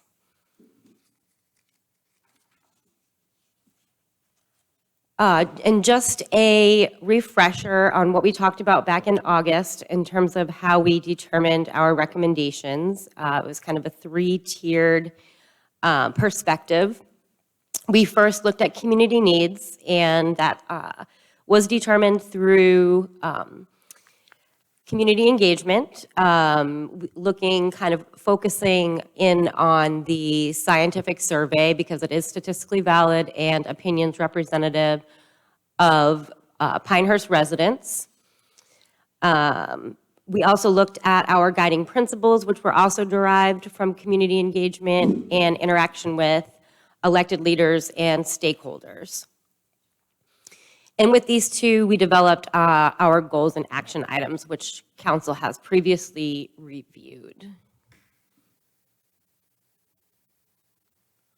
And again, to refresh how we determined, or how the scientific survey determines priority investment ratings for recreation amenities and facilities, is that it takes a look at people's responses and how they reacted to how they feel certain items are the importance to them. So how important is greenway trails to me? I feel that they are very important. And it looks at their opinion of how well their needs are being met by village services. And I say, hey, I've got these greenway trails that are very important to me. However, I do not feel my needs are being met as I would wish they would. And with that calculation is how we get to these top 5 high priority investment ratings for these particular facilities, these top 5 facilities. And so what we did was we were able to develop estimates of probable cost for these 5 items so that the council can do its due diligence in understanding how to prioritize investing in these items to satisfy the recreational needs of the village. And this just gives a snapshot. I showed this at my last presentation. It gives y'all an idea of where the parks are located within the village and just some imagery on certain aspects that folks were looking to improve. And just this last slide is another visual presentation of the estimation of probable costs, which were completed by our cost estimators and landscape architects on staff at McAdams, and are presented as such. Oh, I want to compliment you on the detail that you put into this entire probable cost effort. I mean, it's really good. Oh, thanks. I mean, I can't take credit for that. That's my colleagues, but I Well, really appreciate that. aside whatever people may think about any particular project, that was a showstopper for me when I got to that page. And thank you. Of course. Thank you for the compliment. And with that, if you all have any questions, again, just to reiterate, we've got our estimates of probable cost now. I feel like all of the layers, all the cake layers are in place. We determined what folks are interested in investing in terms of recreational facilities and amenities within the community. Now we understand how much they cost, so we've got kind of like our roadmap to implementation. And just to reiterate that this plan is it's a working plan, it's a living document, it is for you to use to prioritize and guide y'all's decision-making. And with that, I thank you so much for the past year of working on this plan. Jennifer, thank you Of course. and your team. It's a massive report, so going through it is very interesting. As Pat said, very detailed. I think we've all enjoyed doing that, and I know when it comes to planning time, staff and council members will bring out many of these subjects to review. Is there any, in addition to what's been summarized, recommended, outlined, costed, how do you feel about the report? What are the things that struck you in preparing it and working on it that were helpful? Where should we be looking for other ideas and things? Mr. Mayor, you must really want to sit here for the rest of the evening, No, I because don't, I could but, go on at length about just how interesting and fun it has been to work in Pinehurst, as it is such a unique community with extremely unique recreational facilities that are unlike anywhere else. And so I think Mark and his staff do such a great job of maintaining like what we're looking at right here in front of us, the harness track and the fair barn.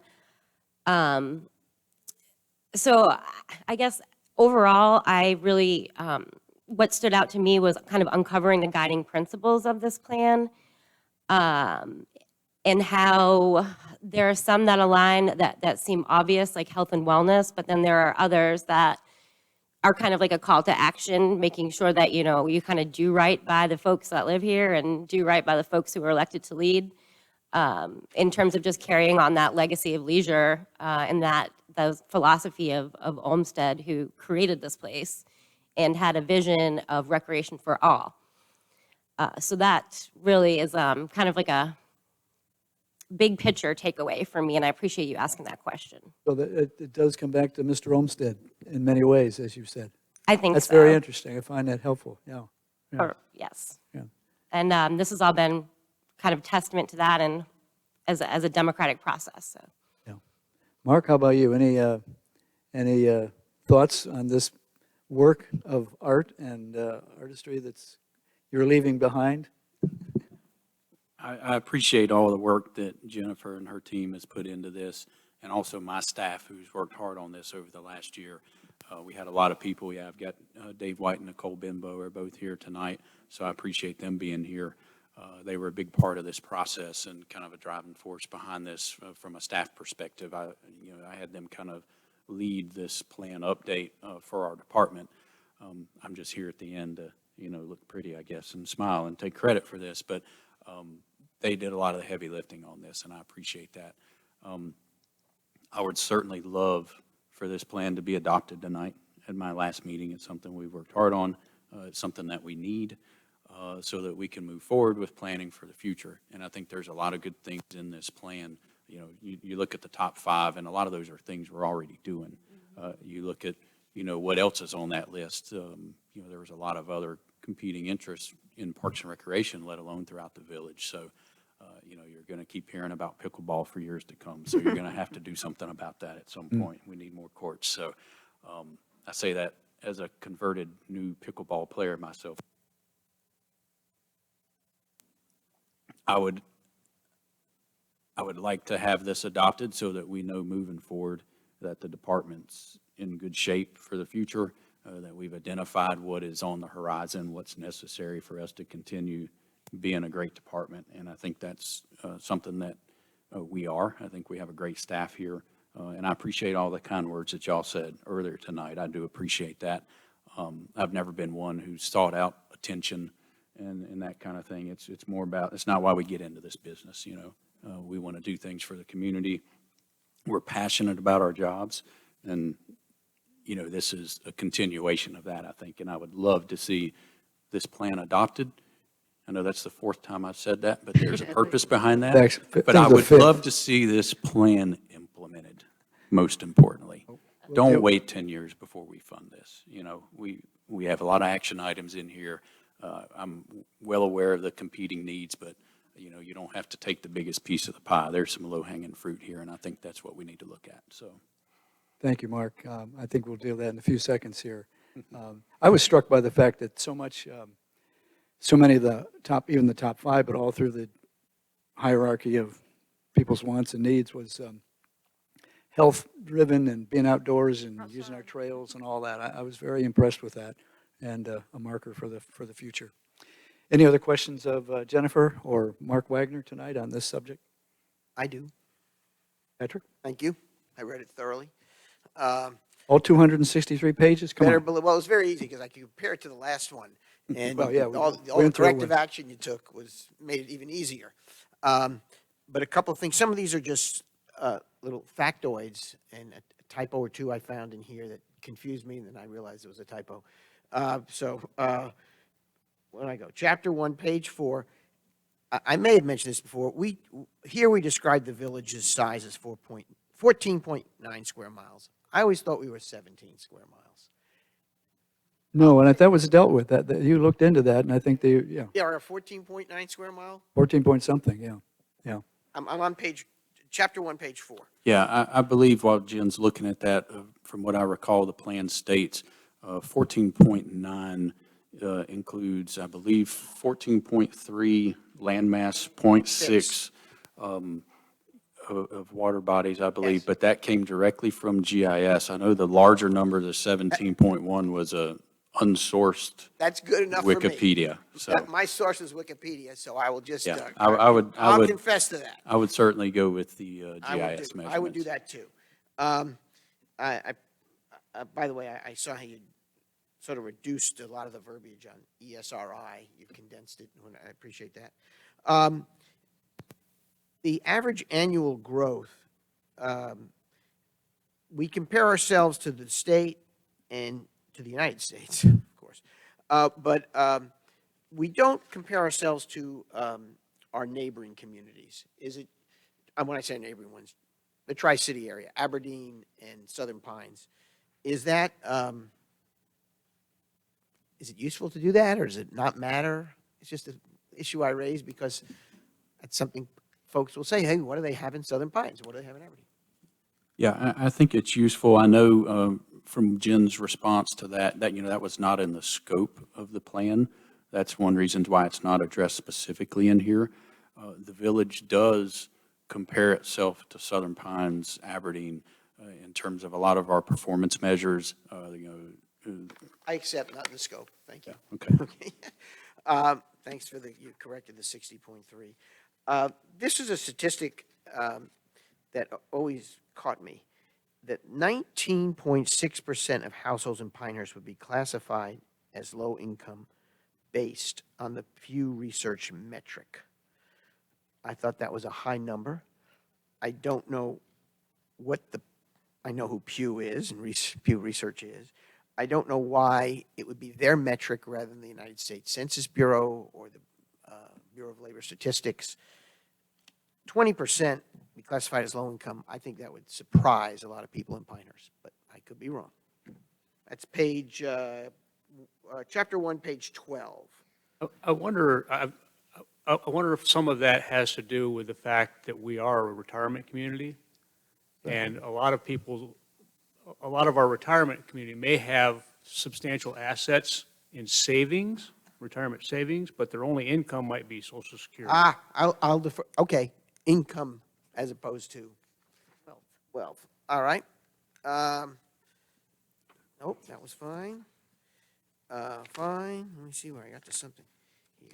Oh, I don't know. I only took your hard copy and went through it. I didn't bother to read it on screen.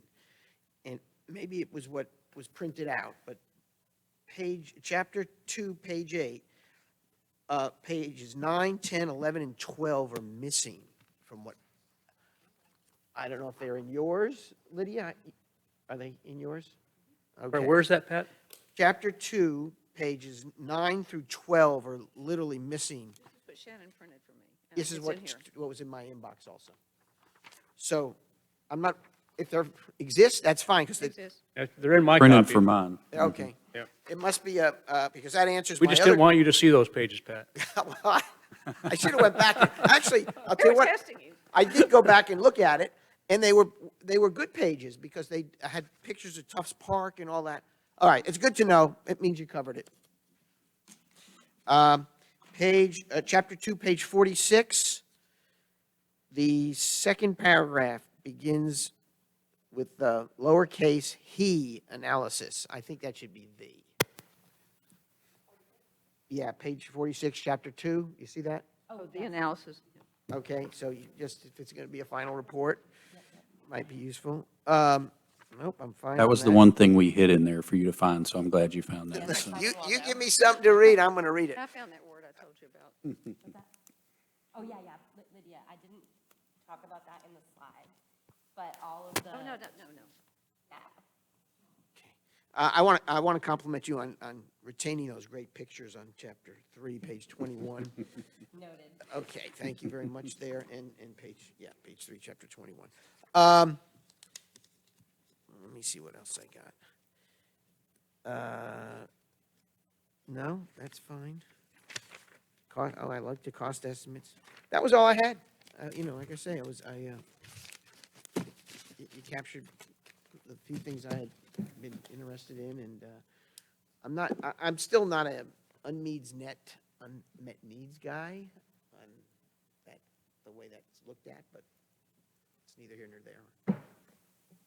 We can fix that typo before we go to final print, right? Oh, correct. Yes. That's all I will provide a copy with the adoption date. Okay.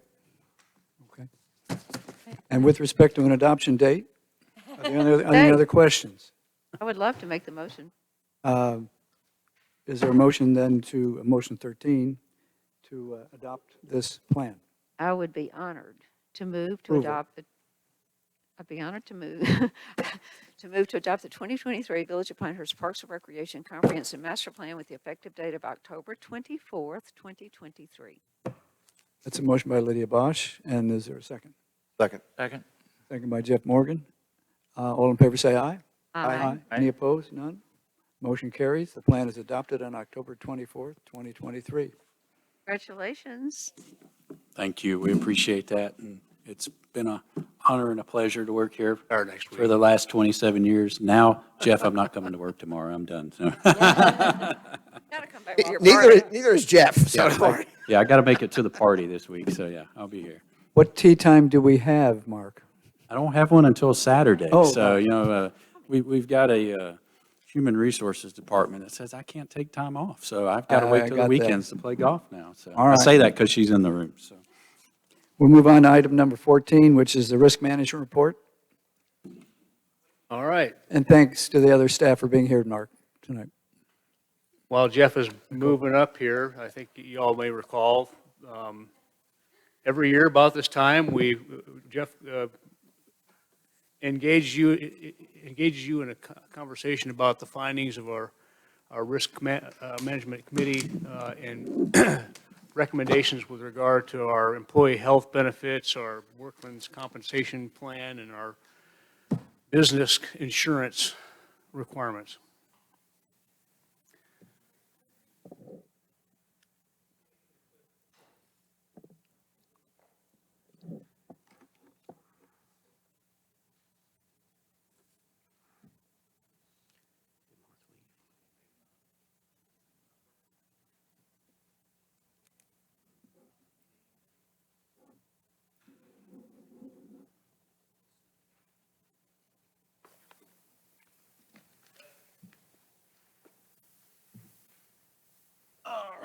Okay, as Jeff indicated, this is the time of year that we come and speak to you about our insurance programs, kind of get you up to date on where we are on some of those items, as well as make our recommendation for the health employee benefit program, and that's really the big action item here today. As we get started, just want to remind us all that we manage risk in the Village of Pinehurst by committee. So we have 3 staff members that are assigned to the Risk Management Committee and 2 citizen volunteers. One of our citizen volunteers we have a vacant slot right now. We'll be working towards filling that sometime this year. Want to thank all of them for all of their involvement in all of these decisions that have been made and recommendations that we're going to be making in terms of our insurance programs. Our agenda tonight, really real quick, on mission statement. We're going to spend the majority of the time probably on the health benefit recommendations. We'll talk a little bit about our business insurance program, workers' compensation, and a few other items, and open it up for any questions. Of course, you're welcome to ask questions all along the way as we go. The mission statement of our committee is to serve as consultant, advisor, and review team for all items related to the village's management of risk, as well as the employee health and safety programs. So, jumping right into our health benefit program. These coverages that you see on here are all on a calendar year basis. So we are coming to you with a recommendation for your consideration. And if you do approve our recommendations, we'll need a motion at the end of this presentation to authorize the mayor or the designee to enter into 2 of the contracts of what I'm going to be talking about. And those 2 contracts specifically are the medical insurance program and the dental program. Both of them exceed the manager's level for all the, execution of the contracts. Everything else that we talk about along the way here are within his thresholds. So we're recommending that we remain with Blue Cross Blue Shield. They were our carrier last year, and that we stay with our level funding program and the high deductible health plan with an HSA option for employees. 1% increase in rates with Blue Cross Blue Shield. That does not necessarily translate into a 1% increase in our cost, and we'll talk a little bit about that in a minute. You see a waive option down there underneath that we talked about that's available to staff. You know, we do have some staff that choose to waive their coverage for any or all of these for various reasons, usually because they have some coverage that maybe is better for them, it's more advantageous for them. Vision and dental up here, Principal is our current provider. We're recommending we remain with them. They are quoting a 0% increase in the rates. This slide here shows a combined medical, dental, and vision premium estimate for 2024. That's the dot on my far right.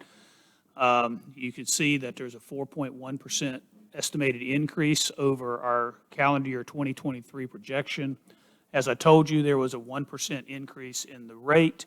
Doesn't always translate into a 1% increase in what we pay. And that is because of lapsed salaries,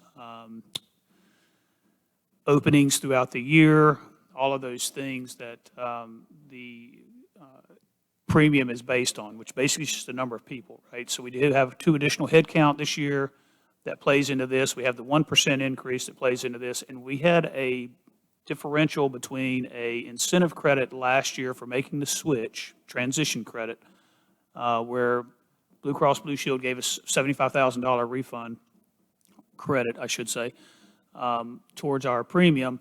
This year, they have guaranteed us $40,000 in the level funding program. And so when we talk about Blue Cross Blue Shield, we are in a level funding program, which means they set the premium at a specific level, but it's still a form of a self-insured program. And at the end of the year, if claims plus administrative expenses do not exceed the premium that we paid for the year, we split that difference. We split the profit, essentially. And so This coming year, Blue Cross Blue Shield has guaranteed us a $40,000 return through the level funding program. It could be higher than that, but it will not be less than that. So that is factored into this 4.1% increase. We also have factored in what we project to be the normal lapsed salaries and vacancies throughout the year. Couple of other items on here real quick. These are additional benefits that are provided to the staff and employees. Life, accidental death, and dismemberment, we recommend principal remaining with them. It's 0% cost on the rate. Long-term disability is also with principal. That is only for the senior leadership group. We do offer flexible spending accounts for healthcare, pre-tax healthcare deduction or medical expense deductions for employees. Some employees take advantage of that, some do not. And then I mentioned the waive option already that is in place. And again, we have about 5% or less of our employees who actually do waive our coverage and remain with whatever coverage they currently have. Jeff, the 0%, what are you saying there when it says Flores and Associates? How many? They charge $5 per month per employee who are enrolled in that program, and it's a flat rate increase. There's no increase. That's what we've been paying. That's right. Okay. Yep. I was guessing. All of these coverages right here that we purchase, with the exception of elective coverages, we make those available to the employees, but that's at 100% of their cost. But those rates that the employee would pay are not increasing. Our cost that is associated with all of these totals like $21,000 for the year. So it's not a big component of our overall expenses related to the health benefit program for the village staff. We do make, with our medical, vision, and dental, we do make dependent coverage available to our staff. However, that is at 100% of their cost. So they pay for that in full. So the slide I showed you previously that had the graph on there, that was a net expense. So what that means is that is not inclusive of dependent coverage that's been paid for by the employees themselves. So any questions on any of that? Kind of went through it very quickly. I have some given our time and all questions, that but stuff. if you want to. Want me to continue on first? Sure. Okay. Business insurance. Business insurance runs on a fiscal year basis, so July 1 is the startup of these. This includes all of our property and liability coverages, and it is with the Interlocal Risk Financing Fund of North Carolina, which is the North Carolina League of Municipalities insurance program. We're in a pool with other municipalities. Harness Track, however, is not insurable through the League of Municipalities. They will not insure equine facilities, and so we go out in the marketplace for that. Markel Insurance is our carrier for our Harness Track general liability and property insurance. It's kind of specialized coverage, so that's why the league won't mess with it. You can see here in this graph, this is our premium cost. This is for all the Harness Track property, all of our village property, and all of our general liability coverages, police, professional liability, et cetera, et cetera. You can see it's a fairly significant increase of 16.4%. I will note that in the report I provided you, there is an error on the page 5, third paragraph, second sentence that says this is 11.9%. It's actually 16.4%. So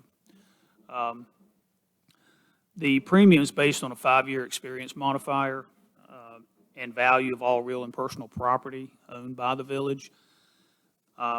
The increase in this rate is primarily being driven by the liability coverages in the pool overall, not necessarily our particular experience, but being in a kind of a litigious environment that we live in these days and have lived in for a little while, that has driven those premiums up considerably, and they make up the bulk of this 16.4% increase. The other thing that is driving it is our buildings are valued, are insured for replacement value, and construction costs have been escalating rapidly over the last couple of years.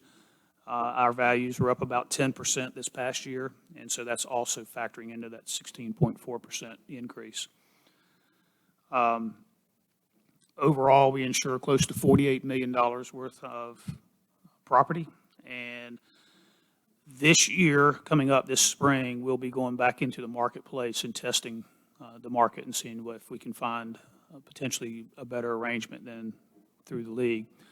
We bid this out last year, and the pricing that came in was very comparable to the league. And so, but we need to test it again. So that would be our intent. Flipping over to workers' compensation insurance, which is also on a fiscal year basis. We are with, now for our second year, Bitco as our carrier. We changed last year. This does include all the harness track staff, so workers' compensation is bundled for the entire workforce. Premiums based on a 3-year rolling modifier of losses that are factored into this. It's also based on payroll. And so payroll is really what drives workers' compensation costs. Our modifiers are good, except the fact that we don't have 3 full years with Bitco. So right now they're using a hybrid modifier. But after we get 3 full years under our belt, our modifier should, assuming that our history remains good, we should still see some very favorable workers' compensation quotes coming out of Bitco and perhaps others. This graph here is showing our premiums for workers' compensation. You can see the graph's a little bit all over the place over the last several years. The FY22 drop between there and FY23 that you see in the middle is mostly the change to Bitco, who came in much lower than we were previously with the League of Municipalities. And so we made that switch at that point in time. The premium that we have estimated for FY24, you can see it's a 19.1% increase. However, there are some reasons for that. They're relatively complicated, but I'll try to explain it in a nutshell. Workers' compensation premium is paid up front. So we pay at the beginning of the year, and we assume 100% employment for 100% of the year. At the end of the fiscal year, in the first quarter of the next fiscal year, an audit is done of our actual payroll, and traditionally we receive a refund of premium, overpayment paid premium. So we've had lapsed salaries, vacancies, those types of things. That's when they true up. Jim, it's actually refund, not a credit? It is a credit if we remain with the same company. It would be a refund otherwise if we switched. So in FY23, when they did the audit, we had switched. We actually received a fiscal check from the League of Municipalities for the FY22 year. Okay. That FY22 refund was applied to the FY23 number. That's just how we do it internally. So the FY23 number reflects a couple of things there. One, again, is the lower premium that Bitco quoted us. And secondly, we received a significant amount of refund from the FY22 year because we had abnormally high absenteeism or turnover in FY22. And so we actually received kind of a larger refund than we normally would otherwise. And that was applied to the FY23 number, which drove and pushed that number even lower. And so the FY24 number is kind of being somewhat artificially pushed higher because of the FY23 number being kind of abnormally low. Okay. What's a typical, if that's the right word, workers' comp claim we find ourselves having? Is it slips, trips, and falls, or what is it? Oh, the type? Yeah. Yeah, slips, trips, and falls. I'll look over my left shoulder to Angie and get a slips, nod. trips, and falls. Okay. That's the primary things. We've been pretty fortunate. We don't really seem to have a lot of serious injuries, but there's always the risk out there, and I think we try to manage that very well with our departments, all of the safety committee efforts that are in place, those types of things to help keep safety at the forefront on everybody's mind. Just a couple other real quick things to mention, if I can get this to roll forward. Shannon, can you click that forward? It's not quite reaching over there. Thank you. Just a couple of other real brief things about the Risk Management Committee that falls under our umbrella. The Employee Activities and Wellness Committee falls under the umbrella specific to wellness is really where the Risk Management Committee is more focused. So things like exercise challenges, flu shot clinic, we provide farm to table to departments on a rotating basis through the summer. We do lunch and learns, turkey trot, team run, which will be coming up next month.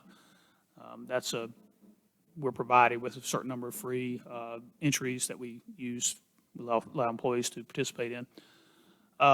Those types of things fall under the umbrella of the Risk Management Committee. The Safety Committee also falls under the umbrella of the Risk Management Committee, and they do things, safety drills, quarterly safety drills. They do incident and accident reviews. They do monthly safety inspections on a rotating basis through all the departments, manage the restocking of all our first aid kits, and they also do some training from time to time. We have some training coming up, fire extinguisher training, for example. So with that, I will open it up for questions, and I know, Lydia, you had some right out of the gate. Yeah, I did, and I don't want long answers. We switched from Cigna to Blue Cross. How's that going? Are we happy with Blue Cross with the switch from Cigna? Depending on who you ask, yes. I would say overall, the feeling is Blue Cross has been a good change for us. And again, I can kind of look over my shoulder to Angie and see if she has any additional thoughts.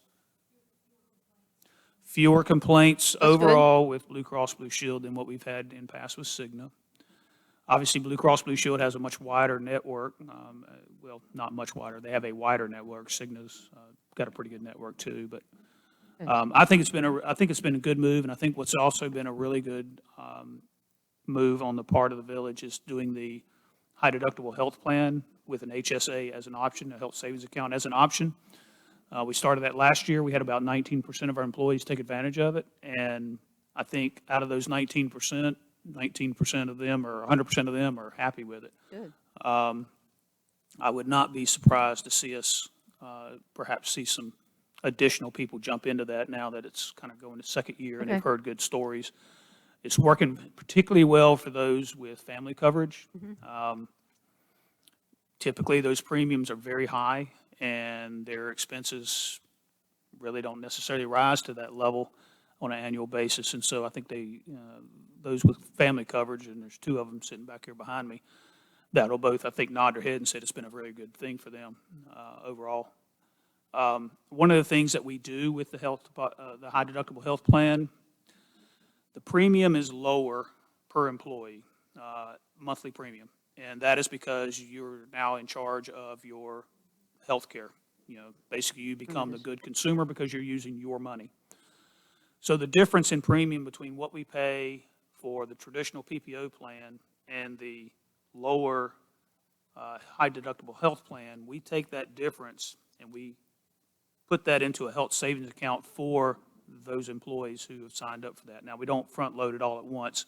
We give them a larger chunk in the first paycheck, and then it's per paycheck thereafter that is dispersed to them. But that brings everybody back up to an equal level of benefit overall. And so I think that's been very well received. I signed up personally last year, went on it, and I've been very happy with it. And I've been happy with Blue Cross Blue Shield personally as well. The second question, how do we replace Dick White? How do we go about that? Yeah, we need to start with our existing pool of applicants and see if there is any that have that specific insurance background. And if not, then we would need to make a plug for people that may have insurance backgrounds that may have an interest in serving. The time commitment is not that great. We meet quarterly on a business for regular business, and then we meet more frequently at renewals. So spring and summer into the fall, we meet more frequently than just quarterly because we're working through these insurance programs and these renewals and trying to decide what's the best program for us. We seek applicants for that position. That volunteer Just like we position. seek applicants for all other council-appointed. This is a council-appointed position, and so it would come to you ultimately to appoint this committee member from the community. Yep. I was thinking about that too. I may have a name or two to suggest. I'd be happy to entertain that. We know we would like to get that position filled. Right. Mr. Hockman, Bruce Hockman, has been on there for the last several years, been really valuable, been a great add to us. He's brought a lot of experience to the table and really has, I think, done a very good job of helping us navigate, particularly the workers' compensation process. He's very astute in that particular area. So if you agree with our recommendations, we would need a motion to approve or authorize the mayor or designee to enter into the contract with Blue Cross Blue Shield and the contract for principal. I think they're perhaps bundled in one motion for you if you Any other concur. questions for Jeff? All right, I'm- is there a motion, please? Yeah, Motion number I move to 14. approve the 2024 medical and dental insurance contracts and authorize the mayor or his designee to execute the contracts. That's a motion by Pat Pizzella. Is there a second? Second by Tom Henny that time, did I hear? Second. Jeff. All in favor, say aye. Aye. Any opposed? Jeff Batten, thank you very much for that good Thank you, work. guys. Appreciate it. And Jeff, great job on the downtown thing. Thank you. It's really good. We'll move Pass it on. Over to Mike. He's really he did a lot of work on that. Let's move on to any other business. I just have a couple of things, I'll make them quick. In the candidate forum last week, the question came up about public restrooms. And, we talk about parking, but we really have not had a discussion about public restrooms. And I heard for the first time that the restrooms at the theater building are public? Right. Oh, absolutely. They don't say public, I just thought by the owner of the building's niceness, but did we ever talk about? We built them. Oh, we did? We paid for them. We paid for those, yeah. Okay, We didn't know paid to that. renovate them and make them handicapped accessible when we went in there with the Welcome Center. Okay. There are other He places. maintains them thereafter, however. There are other places around town where something like that might go at some point. Okay. Public restrooms. And but- second, and I don't want to spend a lot of time on this because I know it's getting very late, but, with ordinance enforcement, we either force them 100% or there's a lot of talk about redoing the light ordinance to put flags in there. And I know we go through and we get rid of some. The short-term rental ordinance, there's so much misinformation, misconception, whatever. And I remember it was brought up at NAC one time, and I think I was passing up. I know, and I heard your answer, but I didn't really hear your answer. But this is something the public is really asking about, and I'm hearing it. And I'll ask people, okay, tell me what you want us to do, and I hear some answers that are really kind of bizarre, like send the police to a door and knock on the door and see how many people are staying in the house. So I just want to let you guys know there's so much misinformation and misperception and whatever.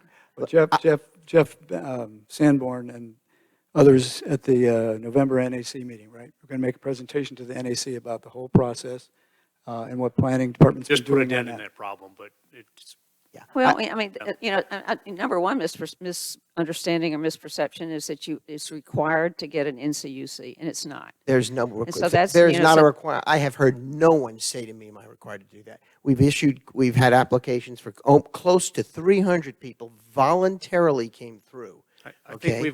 think we've heard that from the staff. Yeah, but, That they think they have to have it. Yeah. So anyway, enough people have asked me that I said, let me just ask about it in a meeting. That's all I wanted to do is just tell you, I think there's some misunderstandings, whatever, confusion. all right, I'd like to, I can't believe you brought this up, but then again, I guess I can't believe you brought it up. But I'd like to address it at all, because I think the staff has done a very good job on implementing this ordinance, to the fact that volunteers, short-term property owners are coming in and applying for the NCUC application. That was a big surprise to me.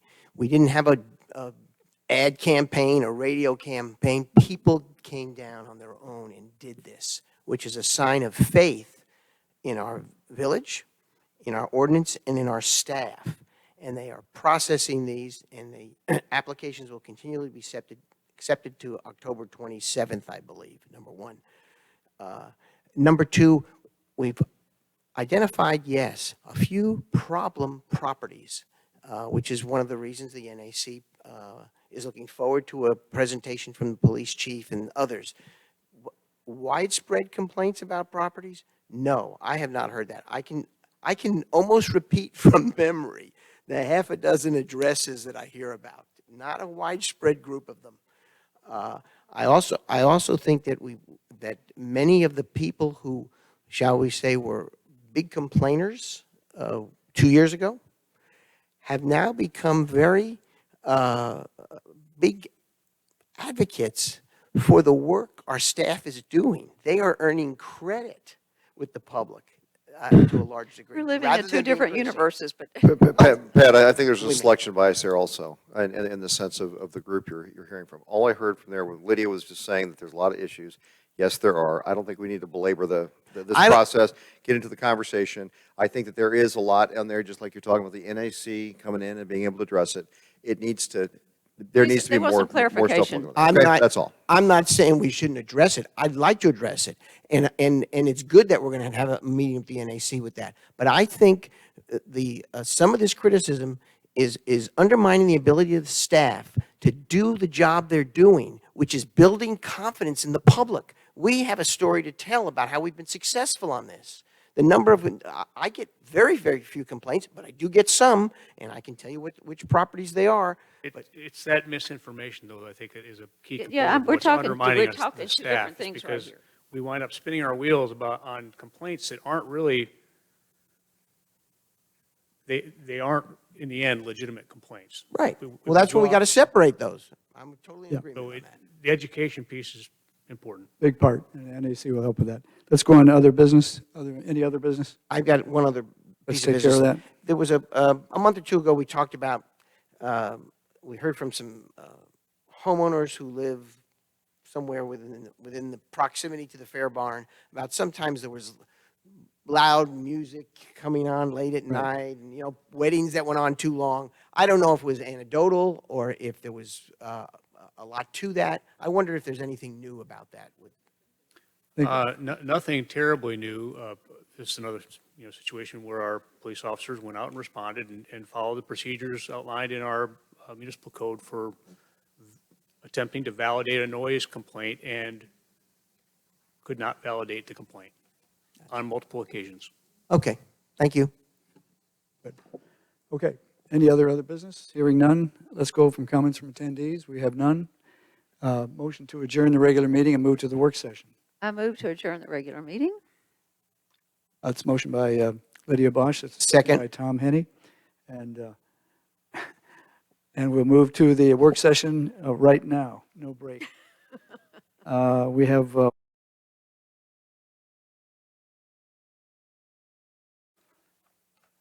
All right, Mr. so while Empey. Mike and Jeff are coming back up front here, or Jeff's coming back up front.